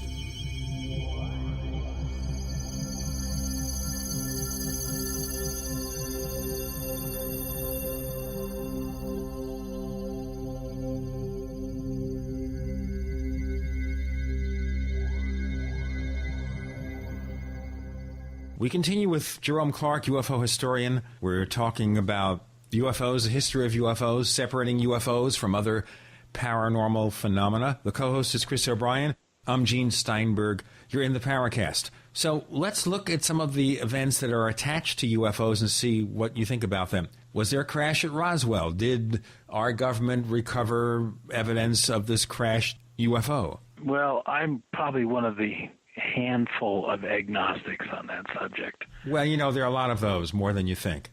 Oh, good. There should be, because it seems to me that's about all you can do with that is say that, this is interesting and this is false, demonstrably false. And the problem that I have with the Roswell story, and I have a lot of respect for the investigators who put a lot of time in on this, the Kevin Randalls, and Don Schmitz, Tom Carey, Stan Friedman, people like that. I really admire their work. And I think they've shown that there's a real historical mystery here. The problem is that the Roswell incident, as ordinarily thought of, that is wreckage and bodies, is not part of history. You could hide the event itself. You could put the bodies and the wreckage in storage and put a lot of guards around them and threaten people who, were there and wanted to talk about it. Yes, that could happen. But you couldn't hide it from history. That this would be something in history that would leave a big mark. That you could hide the story about the crash and the bodies, but you couldn't hide what followed from that. For example, extraordinary technological advancement, changes in national defense policy, and so on. There's no evidence of that. That every attempt to attach something of technological or political or international or defense significance to the crash of a UFO and bodies, it can't be demonstrated. Yeah, but there's also the other question is, if we had this evidence of greatly advanced technology, we wouldn't know what to do with it. Take your iPhone and go back to 1945 and have them figure it out. Well, there's some merit to that argument, but I don't think that really is a sufficient rebuttal to it, because something would have been learned. And also, it would have, even if you put technological advancement aside, there is no evidence in anything that happened in international relations, in politics and defense policy that indicates that the U.S. government was aware suddenly that the Earth was being visited by extraterrestrials of uncertain motive and uncertain capacity. That would have all kinds of national defense implications which could not be hidden. So those things couldn't be hidden even if the original case could be. So what were these people remembering 20, 30 years later, or were their memories just so influenced by ongoing events and popular culture that they added more into the story than maybe was present originally? I don't know, and none of us knows. And some of this testimony is indeed impressive and intriguing. There's no question about that. It's just that Roswell, like so much of what we deal with in anomalistics, really exists in testimony, but nowhere else. You have this really interesting testimony from, some of these people seem completely sincere and plausible, and their testimony is hard to explain. but that's all it is. It's about as extraordinary a claim as you could possibly make, tied to virtually nothing but anecdotal testimony. And so logic demands that you say, well, whatever happened, it wasn't what it was what it was claimed to be by these people. But you don't know that, and so pretty soon it's just a big muddle. And so when people ask me what I think about Roswell, I answer them as honestly as I can by saying it's a historical mystery. And leave it at that. And, of course, then maybe Colonel Corso didn't go around feeding night goggles and printed circuit inventions to private industry. No, I don't think so. So what was his thing there? Do you think it was just the old guy trying to make some money for his family before he went on to the next life? I can't read his mind, and I'm not going to speculate. All I can tell you is that I remember talking with John Alexander, who knew Corso well and didn't believe his story, but thought that Corso acted like a guy who's completely sincere. And I think that, there are people walking around the world who sincerely believe things that didn't happen in their own lives. So I don't know. All I really care to know is that his story is just simply not true and not capable of belief. And I think that it's really kind of a sideshow to the basic Roswell controversy, which I think, as I say, remains, puzzling, but it's just hard to come to any conclusion from it. What about these people who say, okay, we want the government, this repeats what Kehoe was asking in the 50s, we want disclosure, we want the government to tell us what it knows, they must know something. Oh, I think that's probably a pretty futile gesture. It's based on a lot of presumptions about what the government knows, that I'm not willing to make myself. And also I think that the disclosure movement is really, uncomfortably reminiscent in some ways of the contactee movement in the 1950s, based on the premise that there are, benevolent space beings here and the evil government is trying to, stop them. And it's just, to me, is kind of irrational. So we're not going to be seeing you speaking at the X conference anytime soon. I don't imagine, no. And they won't be asking you. But the other question, of course, being, do you think it's possible, if ET is here, that any earthly government has had any contact with them at all? Well, rumors like that, I actually write about them in my encyclopedia. And as a folklore, the stories were circulating as early as probably 1948, that Harry Truman had met the aliens in Alaska. And they had discussed them. This is before, ladies and gentlemen, Sarah Palin lived in Alaska. And so this is, this is a body of folklore that's been around for a long time. And I've never seen, any evidence for it. I wouldn't say that it's a priori impossible because I don't know, but I could say that no persuasive evidence has ever emerged that anything like that has happened. So Eisenhower didn't go and meet the aliens at that was another one Edwards. from 1954. That was a famous one. Yep. But there's a whole bunch of them that went over the years. That there was one from Holloman Air Force Base in New Mexico in 1964 that had UFOs landing and the landing being filmed and the aliens coming out and being met by officers at Holloman.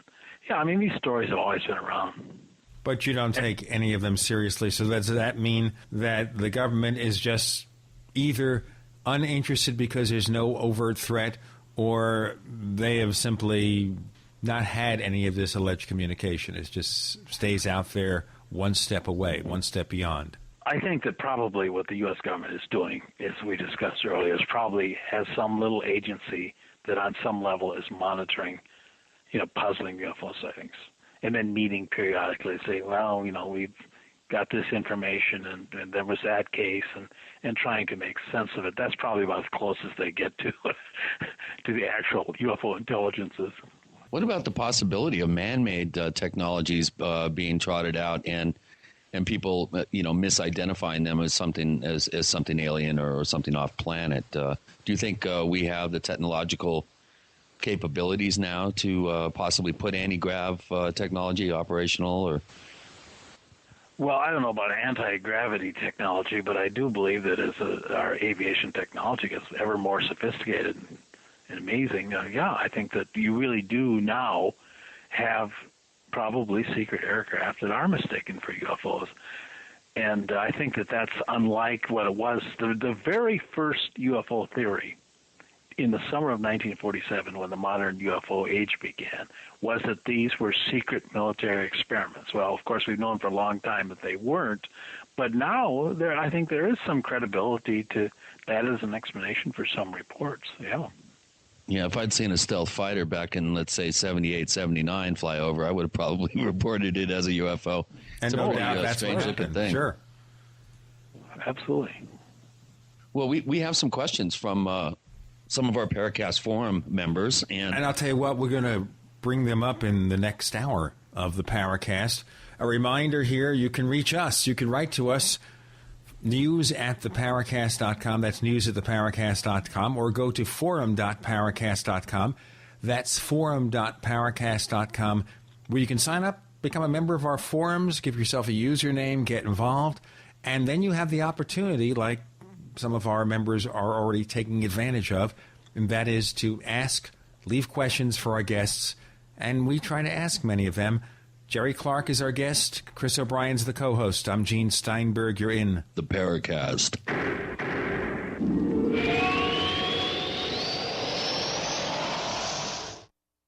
Hi, this is Ted Anderson. If you'd like to listen to GCN programs on the go, I have great news. GCN has created a Droid and iPhone application, and it's free. Just as easy as going to GCNlive.com, click on the banner, and download. Before you know it, you'll be listening to your favorite hard-hitting GCN shows, live or on demand, right on your Droid or iPhone, 24/7 and on the go. So download the Droid and iPhone app free by clicking on the banner at GCNlive.com. Thanks again for listening to GCNlive.com. Again, that's GCNlive.com. We, the people, grow cotton, weave fabric, engrave ink, embed strips and fibers to protect from counterfeit and carting to a private bank, having it lent back at interest, forcing taxes to service debt. This capitalism, or was Jefferson correct when stating a central bank issuing the public currency is a greater menace to the liberties of the people than a standing army? Ted Anderson, I'm placing a free silver dollar in a book that explains our monetary system. Call for your copy, 800-686-2237. It's time to understand the system. Call 800-686-2237. That's 800-686-2237.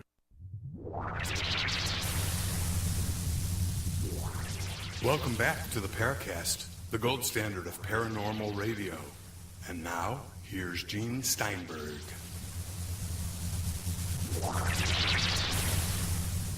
Final hour. It's taken much less than 2 hours, but the final hour of the Paracast with UFO historian Jerome Clark. We have our co-host Chris O'Brien. I'm Gene Steinberg. You're in the Paracast. And now it's time to open up the questions from our members of the Paracast forums. Chris? Well, one that I think we've already kind of covered it, but it's an interesting languaging in the question, and I'll just read it verbatim. What about going toward Richard Shaver by way of Ray Palmer, keeping underground with McTonays and John Keel with ultra and crypto terrestrials, and jumping back to the top of the world with these Google photos Mr. O'Brien just posted here at Antarctica, from Antarctica? Tie that with the other mysterious caves and Cremo's forbidden archaeology, and you'll soon need a second episode with Mr. Clark. Just to bring you up to speed on the photographs that he's referring to. I was made aware of these very intriguing photographs of quite large, seemingly unusual-looking cave entrances down in Antarctica. There's two of them, one on either side of a ridgeline. They're about 60 meters high and probably twice that in width.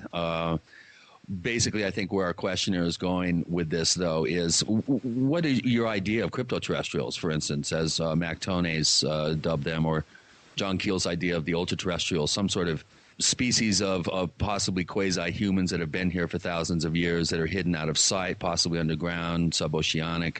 Do you have any sense that there could be something to this line of thinking? Well, cryptoterrestrials and ultra-terrestrials are not the same thing at all. The ultra-terrestrials are Keel's name for demonic entities. Keel was essentially a demonologist, and that was his name for demons, which he thought were behind UFOs and a whole range of weird phenomena. Cryptoterrestrials are an idea that there's a kind of goes back to lost continent lore, which I actually discuss in my new book, which is titled Hidden Realms. it's an old idea. It's just a new name for it, that there was a secret race that lived on the Earth and somehow escaped documentation or observation or the massive evidence of an advanced technology which would have had to leave. No, I don't believe it. It's true, but I do think that it is the latest manifestation of a whole lot of kind of lost civilization lore. And so there's not a hidden sun inside the planet. There's not holes at the poles. Or a that race sort of living thing. inside the middle of the Earth or anything like that. Right. But these are long-standing kind of, modern mythologies that are interesting in themselves. So it's a good intellectual exercise to come up with ways to try to discount all that. It's not that difficult. My most recent book is on that subject. So anyone who wants to know my thoughts can look up the book on Amazon or go in their local bookstore or whatever. And I'll tell you what, ladies and gentlemen, we also put a link to the book on the Paracast.com. So if you click on that link and buy a copy, which of course enriches Jerry Clark, and we want him to be very rich and famous, it also enriches us by a few cents. Okay, here's another one for you. What are your thoughts on the binary code from one of the witnesses from the Bentwaters case, which is currently starting to make some waves out there in the field? I don't really know enough about to have an opinion. It's one thing that you learn if you live long enough is not to shoot your mouth off when you don't know what you're talking about. So I'm afraid I'll have to pass on that question. Yeah. I constantly find myself with the taste of my shoe in my mouth sometimes. I should take your advice a little bit more on that. Yeah. Okay, here's a good one. This one we have not been asked. I think none of our guests actually have been asked this. But what are your thoughts on the current crop of ufologists that are coming up? Actually, I'm rather encouraged. If you expand that to Forteans or anomalists, I think there's some very sharp young guys coming up who I really like Theo Paymans from Holland is, to me, just like he's going to be one of the great anomalists of the next generation. Chris Aubeck. There are a bunch of them, but Chris Aubeck is an English guy who's lived in Madrid for many years. He co-authored Vallee's most recent book. He did the research for the book into ancient anomalies from 1879 back to into the BCE era. And there are some very sharp, smart young guys coming up. And I don't know, I feel really good about that. I didn't a few years ago. But as I've encountered some of these young guys who are intellectually very sharp and really working hard to expand the database and analyze it intelligently, I feel fairly good about the future. Well, one of the things that I've noticed, Jerry, is that your average age at a UFO convention now is up around 70. And and those are the youngers. And those are the younger ones. They can actually get up and around without a walker. But how do we, as the older generation, and I count myself among you guys, even though I'm only just I'm 50-ish. How do You're we? Just a baby. That's all. I'm just a baby in this field. Yeah. But what are the best ways, do you think, to instill some excitement, instill some wonder and awe in the younger generation, to get them to be less jaded and cynical about the subject and accept the pop cultural versions that are being force-fed, them, and get them to actually become more involved in nuts and bolts UFO research? Do you have any suggestions on how we can do that?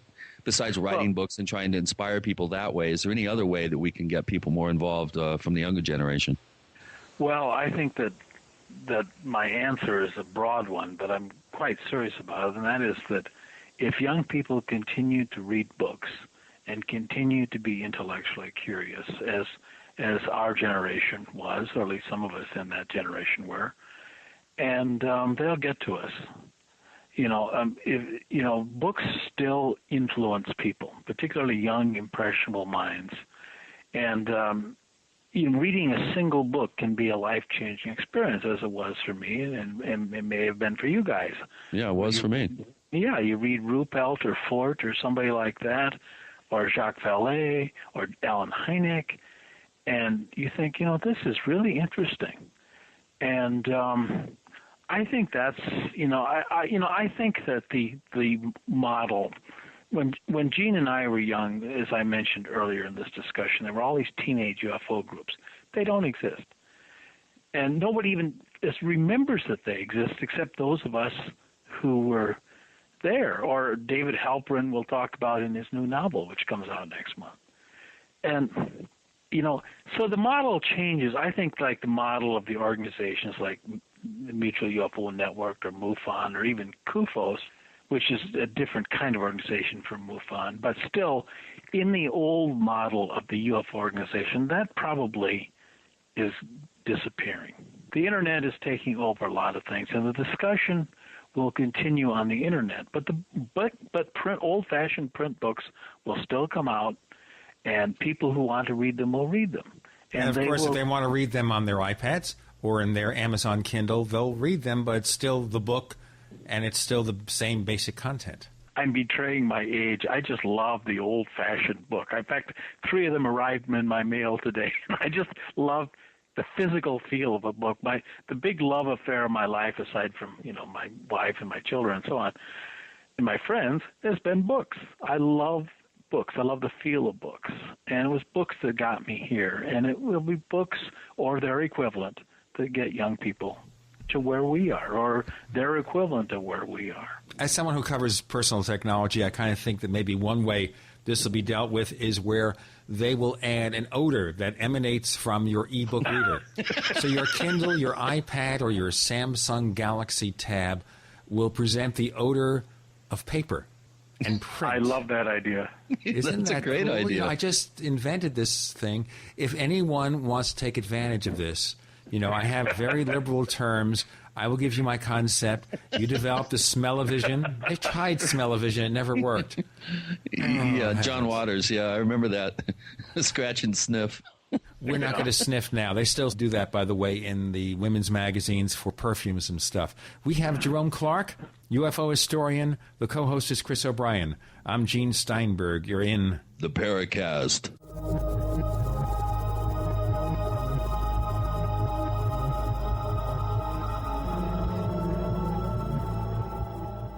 Hi, this is Tamar from Namecheap. We're a domain name and web hosting company, and we really care about our customers. With domain name purchases, Namecheap offers free SSL and free WhoisGuard for a year to protect your identity from spammers. Most importantly, we care about you. If you'd like to learn more, please visit us at radio.namecheap.com, radio.namecheap.com for web hosting and domain name specials. You can also follow us on Twitter at twitter.com/Namecheap or become a fan of ours on Facebook at facebook.com/Namecheap. See you online. For 58 years, Fate has provided true reports of the strange and unknown. Fate brings you the latest in all aspects of the paranormal, like angels and miracles, psychic phenomena, ghosts, UFOs, and much, much more. To receive your complimentary Fate magazine, call now at 1-800-728-2730 or visit their website at www.fatemag.com. That's 1-800-728-2730. What are you waiting for? Your fate awaits. Again, the Congressional Budget Office sounds the alarm. This time warns of Greek-style U.S. debt crises. You heard me right. The GAO is drawing a parallel between the U.S. economy, its debt, and the current Greek economic meltdown. With the debt-to-GDP chart climbing into unfamiliar territory, the growing budget deficit will rise to unsupportable levels. Hi, this is Ted Anderson. The Federal Debt and Risk of Financial Crises document the CBO has published is a must-read for every American, covering the risk of continued deficit spending coupled with an aging population and the rising interest rates spell economic disaster. It's imperative that you get a copy of this document and study it for yourself. Call me today at 800-686-2237 and I'll send you a free copy. Again, call 800-686-2237 and ask for your copy of the CBO document. Once again, you need to read this government report. Call 800-686-2237. We all know that Berkey water purification systems are the most trusted name in water filtration. As an authorized Berkey dealer for over 5 years and serving thousands of satisfied customers, the Berkey Guy offers amazing specials for Berkey water filtration systems. The Berkey Light systems include a set of self-sterilizing and recleanable black purification elements that purify water by removing chlorine, pathogenic bacteria, cysts, and parasites to non-detectable levels and remove harmful chemicals such as herbicides and pesticides. Order the Berkey Light system today, complete with 2 black Berkey elements for only $209, and the Berkey Guy will include 3 sport Berkey water bottles and ship everything to you free of charge. That's right, 3 sport Berkey water bottles and free shipping. An $87 value, yours free. Call the Berkey Guy at 1-877-886-3653. That's 1-877-886-3653. Or order online at goberkey.com. That's goberkey.com today. I'm concerned about food for my family in the event of an emergency, and I know you are too. Are you ready? Don't wait for an emergency to happen. Put a plan together now with quality dehydrated food from Ready Reserve Foods. For nearly 40 years, Ready Reserve Foods has been in continuous operation, canning the finest in dehydrated foods. Other companies just broker canned foods. Ready Reserve is the manufacturer, controlling quality from start to finish with double enameled cans and nitrogen packing for maximum shelf life. Ready Reserve offers a balanced selection of fruits, vegetables, dairy products, proteins, and grains. Choose from a variety of pre-selected units or order by individual can to customize your own plan. When you purchase from Ready Reserve Foods, you are buying factory direct at wholesale prices. Call today for a free catalog, 1-800-453-2202, or visit ReadyReserveFoods.com. Call 1-800-453-2202. Ready Reserve Foods, factory direct, wholesale pricing. Are you tired of searching for great talk radio? Something more important. Search no more. We are the GCN Radio Network. We want to hear from you. If you have a comment or question about the Paracast, send it to news@theparacast.com. That's news@theparacast.com. And don't forget to visit our famous Paracast community forums at forum.theparacast.com. Get in on all the action at forum.theparacast.com. Jerome Clark is our guest. He's a UFO historian of long standing. He's been there forever, since they wrote the very first song. No, he's written songs, but not about UFOs, right? That's correct, yeah. Chris O'Brien's the co-host. I'm Gene Steinberger in the Paracast. Chris, any more questions from the Peanut Gallery? Well, unfortunately, we only had the question thread up. We started it yesterday, so no, we don't. I'm sure if it had been up another couple of days, there'd be about 10 or 12 of them on there. But and now he has more because he's going to have to come back to the Paracast. Absolutely. And answer all the questions raised by what he says. And let's look at also one of the suggestions that Leslie Kean makes in her UFO book, and that is that there be some kind of, I guess, government, quasi-government organization that is formed to investigate UFOs. What do we do to get science to get involved in this? Not just a few scientists, but enough people to really try to figure out what's going on. Well, something transparent and public, I think, is kind of the caveat on that. I'll drink to that.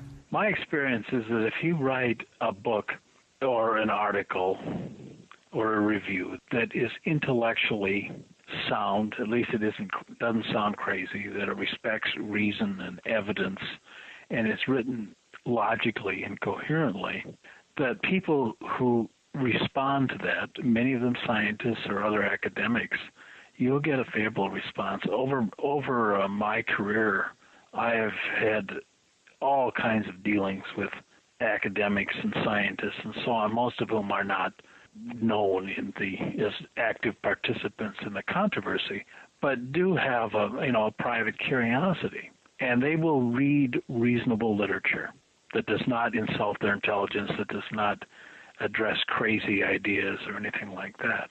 I sort of remember one time, many years ago, this must have been in the early 1980s, I went to see Roy Mackal at the University of Chicago. And Mackal, to those who don't know him, is probably the most important cryptozoologist with an academic affiliation of his time. And he was a co-founder of the sadly now gone International Society of Cryptozoology. But Roy was a fascinating guy with wide-ranging interests in about 3 brains. He's still alive. I haven't heard from him in a while, but he's a very, very smart guy and very nice guy, too. A lot of fun to be around. And anyway, I was visiting him at his office, and Roy had written a couple of books on cryptozoology. And he was looking at his mail when I was there, and he opened up this airmail letter from France. And it was from a fellow scientist. And the scientist said something like, "Oh, I wish I could do what you do. I really admire your work. It sounds fascinating. I'm intrigued by these reports of these strange animals that you've investigated and so on." And this guy had spent his entire career as a biologist dealing with some arcane issue involving flatworms. And to him, Roy Mackal was the ideal of the adventurous scientist investigating interesting questions, opening up new avenues of knowledge. And there are a lot of scientists out there who really envy those who dare go forth and wish they could do it, but don't because they know it would endanger their careers and their jobs and open them up to, attack and ridicule. And, there are a lot of scientists out there who are privately curious. And one day, because you can't put aside reality or truth forever, one day a future generation of scientists will take up the UFO phenomenon. It's inevitable. It won't be in our lifetimes. It won't be in the lifetimes of most living scientists, but it'll happen. I suspect it'll happen sometime in the middle to the later 21st century, but it'll happen. Of course, the other question being, Jerry, that if E.T. is here, wouldn't E.T. at one point decide, yes, we need to land now and make our presence known, if they haven't done so already? That could always happen. Just don't try it on the White House lawn. They got guys with stingers on the roof. I think that I am making the presumption that what we have seen in the last 60 years will go on, and it will be up to us to do something about it, or at least our descendants. Right. How do you do anything about it? That's the other question. Right. I mean, do you try to communicate with them? Do you try to communicate with them? You do science. I believe that if science had been done to UFOs over the last 60 years, we'd probably know what at least the core UFO phenomenon is. I think that all that's really probably lacking is the will to do science, to do the funding, to have the laboratories and the personnel and the expertise available. I think the core UFO phenomenon is not inherently inexplicable. I believe that it's eminently solvable, but it's complicated, and because it's complicated, it's going to be expensive. But there is this barrier of rejection and ridicule that has stopped science in its tracks. Brad Sparks estimates that in the entire history of the UFO controversy, a total of 6 months of actual science has been done.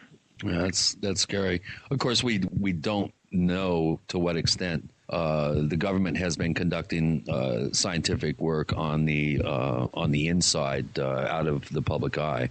Well, science is conducted secretly is useless. I mean, it doesn't get us anywhere, and its purpose has to be extremely limited or provincial. I mean, science has to be an open enterprise. One would hope.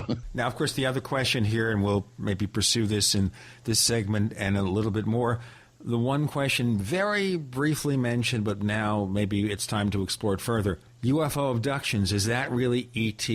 Are these people imagining this? Is the government doing some kind of deceptive work causing these things to happen? My labs. None of the above.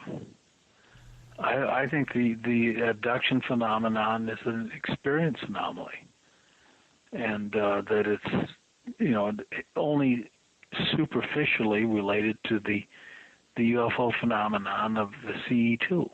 That this is a continuation of abductions into supernatural realms, fairyland or heaven or hell or wherever. Incubi and succubi. Yeah, that come out of a long, long human tradition of other world journeys. I think that abductions, they're unquestionably a genuine anomaly. I mean, they're not purely imaginary. They're very puzzling, and we don't have an explanation for them. But they don't seem to be events. They're vivid, frightening experiences, but they're not events. They're taking place in that kind of liminal zone between, the individual awareness and the cultural imagination. So therefore, if E.T. lands tomorrow, whatever they look like, and we somehow communicate with them and we say, why are you abducting our population? You feel they'll say, we're not doing that. That has nothing to do with us. It's entirely possible. You know, it's possible. It's possible to tell you that we have Jerome Clark, and he's joining us on the Paracast. We're happy to have him for the whole show, not as a eulogy for someone long past. He's author of a number of books, including the Encyclopedia of UFOs and Hidden Realms, Lost Civilizations, and Beings from Other Worlds, his most recent book. The co-host is Chris O'Brien. I'm Gene Steinberg. You're in the Paracast.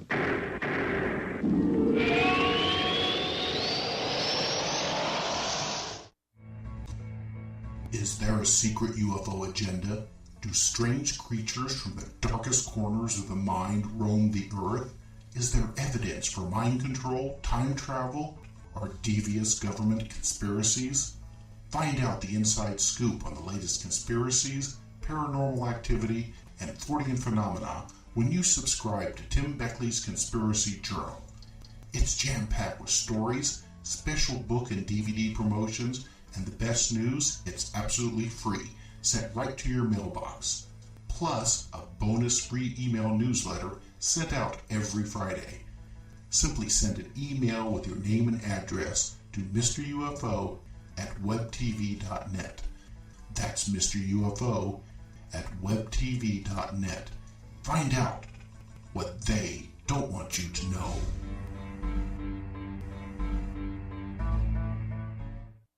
There are many types of storable foods, but how about a superfood that contains every nutrient that the human body needs for survival? 50% protein, 300 milligrams of potassium per ounce, and calcium and magnesium for your heart and bones, with many more nutrients found in this incredible food source that the government does not want you to have. This product is available in powder, seeds, and oil, and is shipped free to your door in the U.S. This product is illegal to grow in the U.S., but is legal to import. Don't waste time thinking about storing food. Plan ahead and prepare for yourself and your family now, and be in control of your destiny. You can save and invest your money, but in the end, food will be your greatest asset. Remember what the Word of God says in Ezekiel 7:19. Call 908-691-2608 and see what the powder, seeds, and oil can do for you. Remember, food will be your greatest asset. Call 908-691-2608. This product does not contain THC. Call 908-691-2608 today.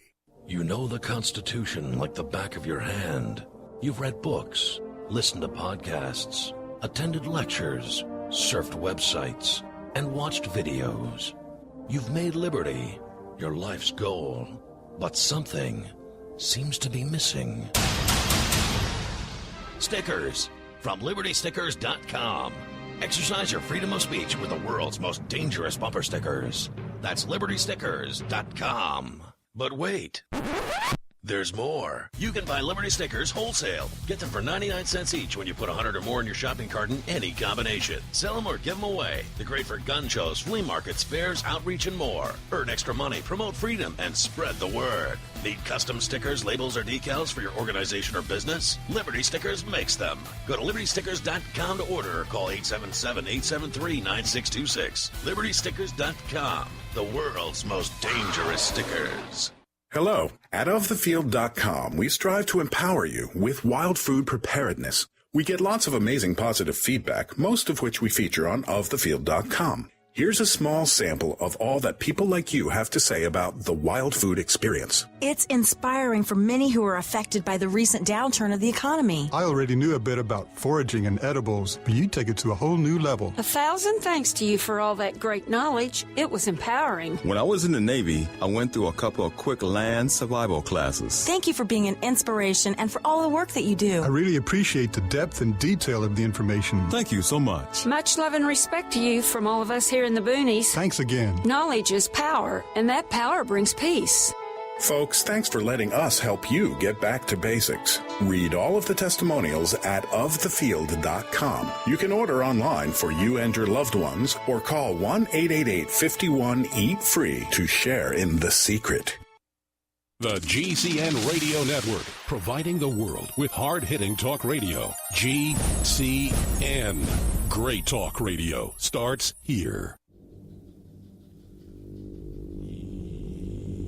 Hi, this is Clifford Cliff, the International Director for the Mutual UFO Network. You are listening to the Paracast, the gold standard of paranormal radio.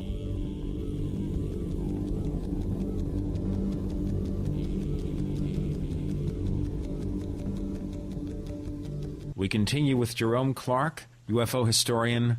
Chris O'Brien's the co-host. I'm Gene Steinberg. You're in the Paracast. And, okay, so therefore, we shouldn't be worrying so much about all the arguments or maybe we should worry about using hypnotic regression to recall supposed lost memories, whether it has anything to do with UFOs or is something else entirely. Is that something that could be used in research? Well, Eddie Buller did a study back in the 1980s, which has been widely overlooked, but he mentions it in his new book, The Myth and Mystery of UFOs, which just came out a couple of months ago. But hypnotic regression, of course, obviously that can be abused, but that doesn't seem to be what's generating UFO abduction reports. Eddie had the brilliant idea to compare abduction narratives that were recalled under hypnosis versus those that were recalled consciously, and he found out that there's no significant difference. And he also addressed another question I sometimes hear from skeptics of abduction phenomena who claim that, well, the hypnotist is feeding the people leading questions so that that's why these stories sound so much alike, because the hypnotist comes with expectations and draws those same expectations out of the hypnotized person's account. Well, it turns out that it doesn't really even matter who the hypnotist is. Stories still end up pretty much the same. All that this tells us is that there is an abduction experience that exists outside hypnosis, and that hypnosis is probably just incidental. It's just a way of drawing it out, but that it's already there. But it doesn't mean that it involves interaction with extraterrestrials. They're just like all experience anomalies. Abduction stories are interestingly consistent, and there are some inconsistencies also, but they're just hard to explain. They're hard to explain as extraterrestrial phenomena, or they're hard to explain as purely imaginary phenomena. They exist somewhere in that, as I say, in that kind of threshold liminal zone of experience anomaly. All kinds of other high strangeness phenomena which have no UFO connection whatsoever. So we're not dealing with ET gathering genetic material to hybridize a dying race and the types of scenarios that have, kind of been formulated over the years based on these testimonies. No, I think you're referring to Dave Jacobs' theories, and Dave is a very good friend for whom I have great affection. But I don't agree that these are happening on an event level, and I don't believe that an alien invasion is imminent. That's good news. No, Dave does. If you've read his books, he does believe that an alien invasion is imminent, and I just don't find that. I find that his material is very interesting, sometimes disturbing, but not, compellingly evidence of real events. Now, what about events like the Men in Black? Is that something that relates to the realm of unusual personal experience, or are private people, the government, all of the above involved? Well, I guess I would say all of the above, or at least some of the above. I think that the core Men in Black phenomenon is, as any number of commentators on Men in Black stories have remarked, and quite correctly, the original Man in Black was the devil.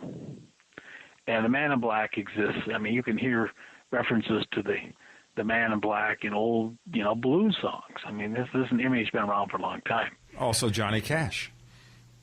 Yeah, although Johnny Cash imagined the Man in Black as a virtuous figure. Virtuous storyteller who told us about life and its trials and tribulations and joys. But for example, in the folklore of the African American South, reflecting a worldwide tradition. But you hear this, for example, in like Robert Johnson's famous song, Crossroads Blues, where you meet the devil, who is a man in black, at a crossroads at midnight, and that you get magical powers from him, but of course at a great price. And I think that somehow this idea of the man in black, which first shows up in a UFO-like context in about 1905 in Wales, and you get this kind of image that gets transplanted in experience anomalies, and they're always showing up in some kind of menacing context, possessing secret knowledge, which you can get, but only at great price and peril. And I think that's where the Men in Black comes from. They also figure hoaxes, just plain old-fashioned hoaxes, also help perpetrate this lore, like the Man in Black in the Maury Island hoax of 1947, which is the first great UFO hoax. You get them in, whatever Gray Barker did with Al Bender's experience in 1953. And it's just a lore that has, and then you probably actually have people who the FBI called on for one reason or another, or somebody from a military intelligence agency where he wears civilian clothing. I'm sure some of those things have happened, and they've contributed to the lore.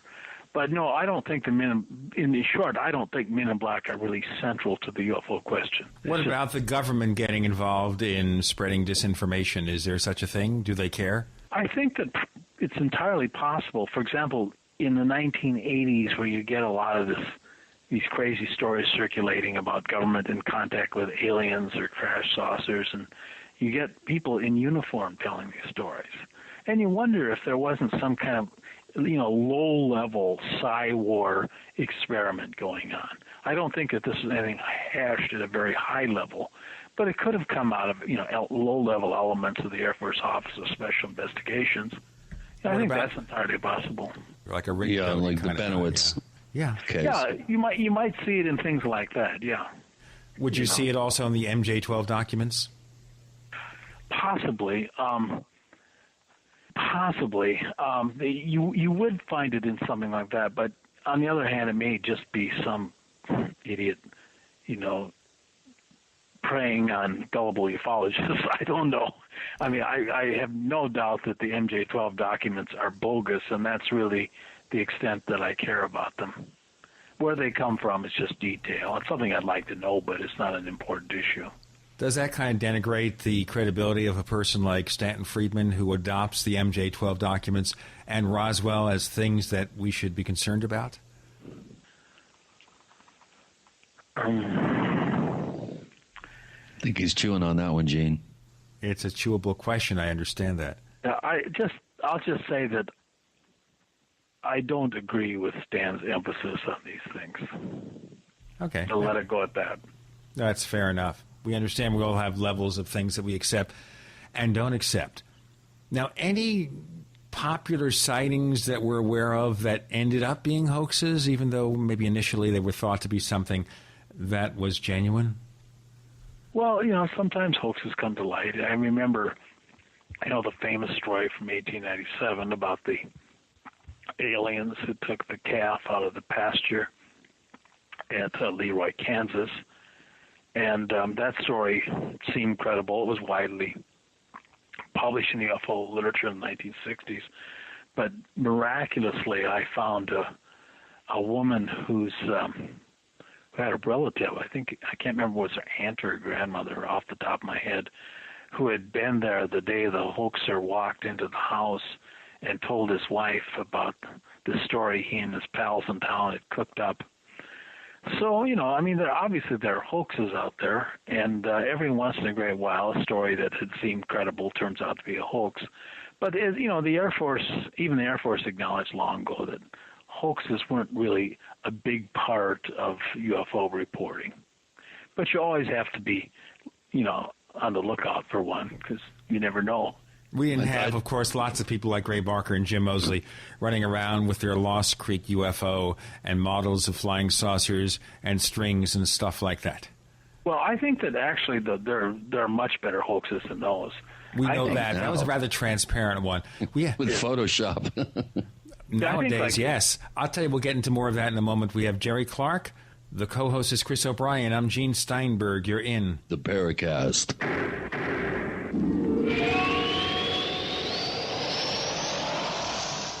Are you ready to order the official Paracast t-shirt? You asked, we answered. We're now taking orders for the official Paracast t-shirt. It comes in white, 100% cotton. The front of it features the same logo that we have on our community forums. On the back it says, separating signal from noise. To order the official Paracast t-shirt, here's all you have to do. Visit our new online store at store.theparacast.com. One more time, that's store.theparacast.com. You can use a major credit card to place your order for the official Paracast t-shirt. Hey neighbors, we have one more thing to talk about, and that's more merchandise at the official Paracast store. We have hats, we have jackets, we even have a flip video camcorder customized with the Paracast logo at the official Paracast store. It's all now available at the official Paracast store, store.theparacast.com.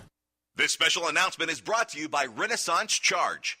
Have you ever wondered if you could make your car run on 100% electric power for free? It is now possible. How about a simple device that is both a super efficient motor and a free energy generator at the same time? What if this could also be used to restore useless batteries and save you lots of money? Because our customers asked for it, we have organized a Renaissance Charge Conference Workshop on July 29th to July 31st at the beautiful Coeur d'Alene Resort in Idaho. Not only will you see these fascinating energizers, but you will be able to build some alongside genius inventor John Bedini. Participate in this truly historic event featuring our cutting-edge alternative energy Tesla technology. Register early for the best seats and advanced workshop by visiting rcharge.com. That's r-charge.com for details. Or call 208-772-4514. That's 208-772-4514. Hi, I'm Mark Craighead, founder of Crossbreed Holsters. I designed our top-selling holster, the Super Tuck Deluxe, to solve the problems of being poked, pinched, and gouged while carrying concealed. The Super Tuck Deluxe is the most comfortable, most concealable holster on the market today. We offer a 2-week free trial and a lifetime warranty. Visit us at crossbreedholsters.com. Don't forget, crossbreedholsters.com. If you're serious about playing college football, give yourself the competitive edge with the National Underclassmen Football Combine. The NUC is the longest-running underclassmen event and the most respected combine and football camp in the nation, specifically designed to give athletes early recruiting exposure. There's no better time than now to compete in the National Underclassmen Football Combine. Call 888-NUC-MVP1 or go to nationalunderclassmen.com to find out more. Did you know that you can be tracked and traced when you're online? With identity theft and cybercrimes on the rise, your passwords, your identity, and even your physical location can be revealed to complete strangers. Would you like to surf the internet anonymously and not have to worry about these threats? Well, now you can by visiting patriotinternet.com. For about $2 per month, patriotinternet.com will conceal your IP address and your physical location, allowing you to browse the web, send emails, and instant message anonymously. patriotinternet.com will bypass filters, blocked sites, and keyword blocking. You can also bypass logging by your router and your ISP. With patriotinternet.com, there is no software to install and uses 128-bit encryption for your protection. When using wireless hotspots, patriotinternet.com shields your information from identity thieves and is compatible with Windows, Mac, and Linux. Protect your identity and your freedom with anonymous internet access from patriotinternet.com. Visit patriotinternet.com today. On air, online, and on demand. We are the GCN Radio Network. You're in the Paracast. You never know what's going to happen next. Yes, neighbors, we do want to hear from you. If you have a question or a comment about the Paracast, send it on to us, news at theparacast.com. One more time, that's news at theparacast.com. We read every letter we get. We've come down to this one more segment with Jerome Clark, UFO historian. I'm Gene Steinberg. Chris O'Brien's the co-host. You're in the Paracast. So we were looking, of course, about UFO hoaxes. Of course, then we have the Billy Meyer photos, which are pretty transparent, too, although a few people believe them. Well, there are some really sophisticated hoaxes, hoaxes that people really spend a lot of time and thought on. And sometimes, you come upon something and you can't prove it is a hoax, but your instinct tells you that it is, even if you can't prove it. And I find after, years of experience with this that, it doesn't hurt to listen to your instincts. They're not coming out of nowhere. And so I think that, I think one of the most successful hoaxes in UFO history is the MJ-12 papers. Most people don't believe it anymore. But for a while, they did get a lot of, people who are ordinarily sensible, including me, going and puzzled and thinking, wow, what is this? And then as we came to know more about the background and the personalities involved, and also the contradictions, the inability to force fit the claims of the MJ-12 papers with anything that could be documented historically, well, then we came to understand that this was a hoax. But as hoaxes go, it's a pretty good one. And any accounting of UFO hoaxes, the MJ-12 papers have to figure prominently. And as you pointed out, you still have at least one prominent ufologist, Stan Friedman, going around, arguing vehemently and relentlessly for the authenticity of these papers. So as a hoax, it was a successful one. Isn't it also difficult for somebody who maybe stakes a part of their reputation on something that turns out not to be true to backtrack, to say, you know what, I was fooled by this, let's get on with our lives? I think some people do indeed have a problem like that.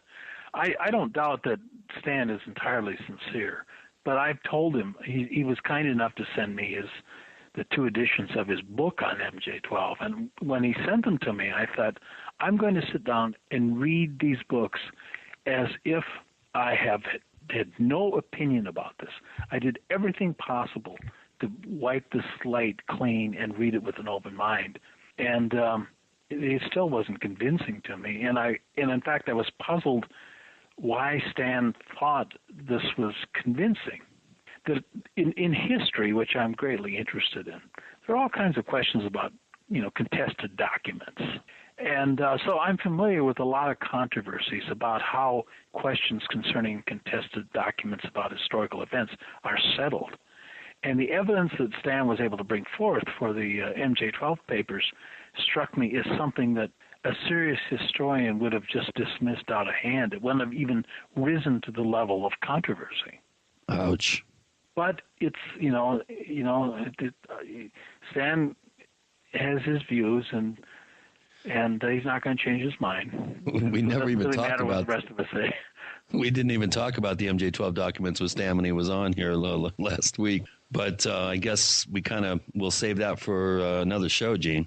Well, I think I touched on it in passing, but I felt, if we're going to have that kind of discussion, we should have 2 people in the room virtually arguing for and against it. It could be a Jerry Clark. It could be a Kevin Randall. Someone It should arguing. be a Kevin Randall. Kevin is really immersed in that stuff. He knows far more than I do. Well, definitely then we'll consider that with Kevin Randall. Someone who would argue on the side of it being a hoax, and then we see where the chips fall.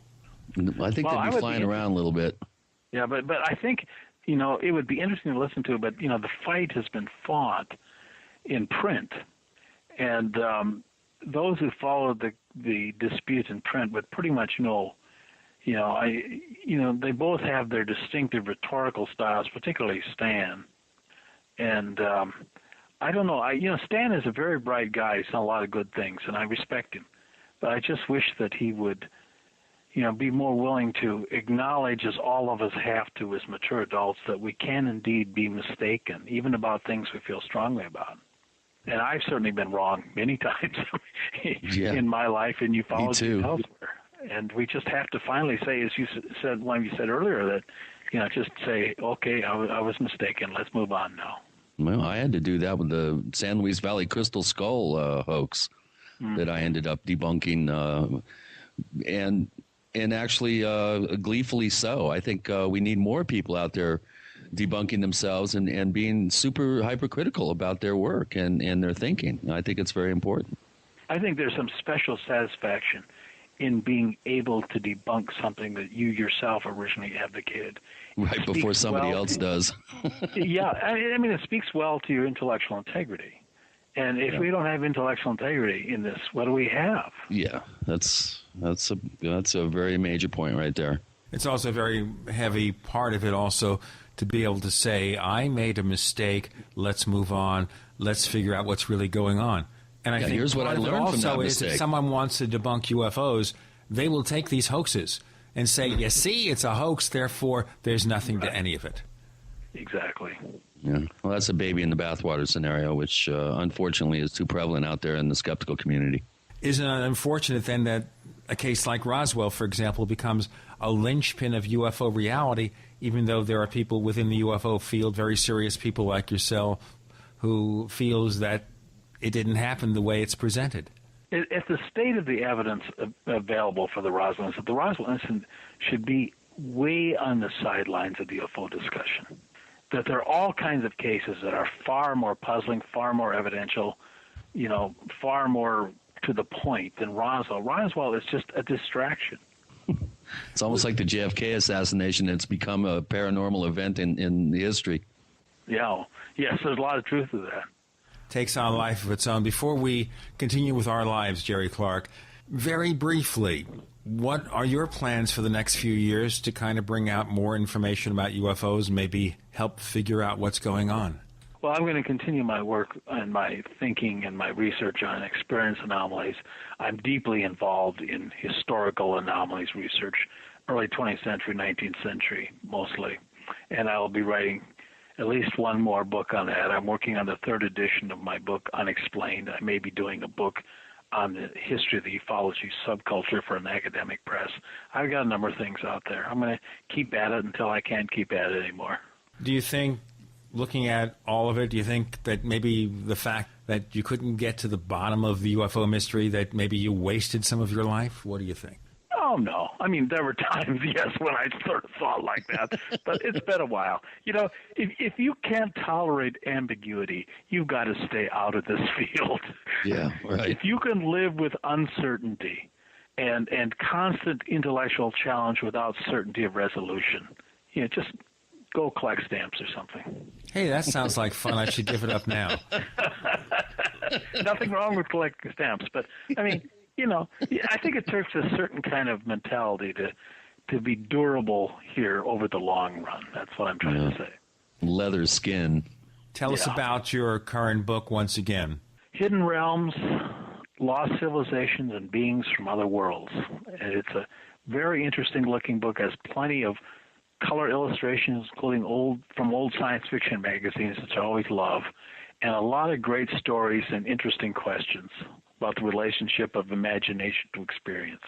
It's a book that's being reviewed very well, so I'm satisfied with it. And do you have a website or something where we can check out the things that you do? No, I don't. I'm just kind of allergic to things like that. So, but I'm all over the internet. Anybody wants to read about me, I'm on Wikipedia and other places. So they know where to find you. Yeah, they know where to find me. Just as we found you, and we're happy to have found you again. Chris O'Brien, tell our listeners more about the things you're working on and where they can find information. Well, I'm looking forward this weekend to getting the second of 7 cameras up on cell towers and mountaintops in the San Luis Valley for a 24/7 monitoring program that we're putting together. And I also do have a website, OurStrangePlanet.com. It is a strange planet, and it's Our Strange Planet. And you can find out about all my books and other things that I do. And I want to thank Jerry Clark really profusely for being on the show and being open. And it's always a pleasure to hear your informed point of view, and your critical thinking is quite refreshing, I think, in this field filled with questionable thinking. So thank you so much. I want to thank you guys for some very good questions. It was a pleasure talking to you guys. Thank you, sir.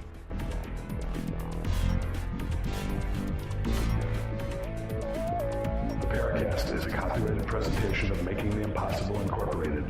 Tune in next week for a new adventure in the Paracast.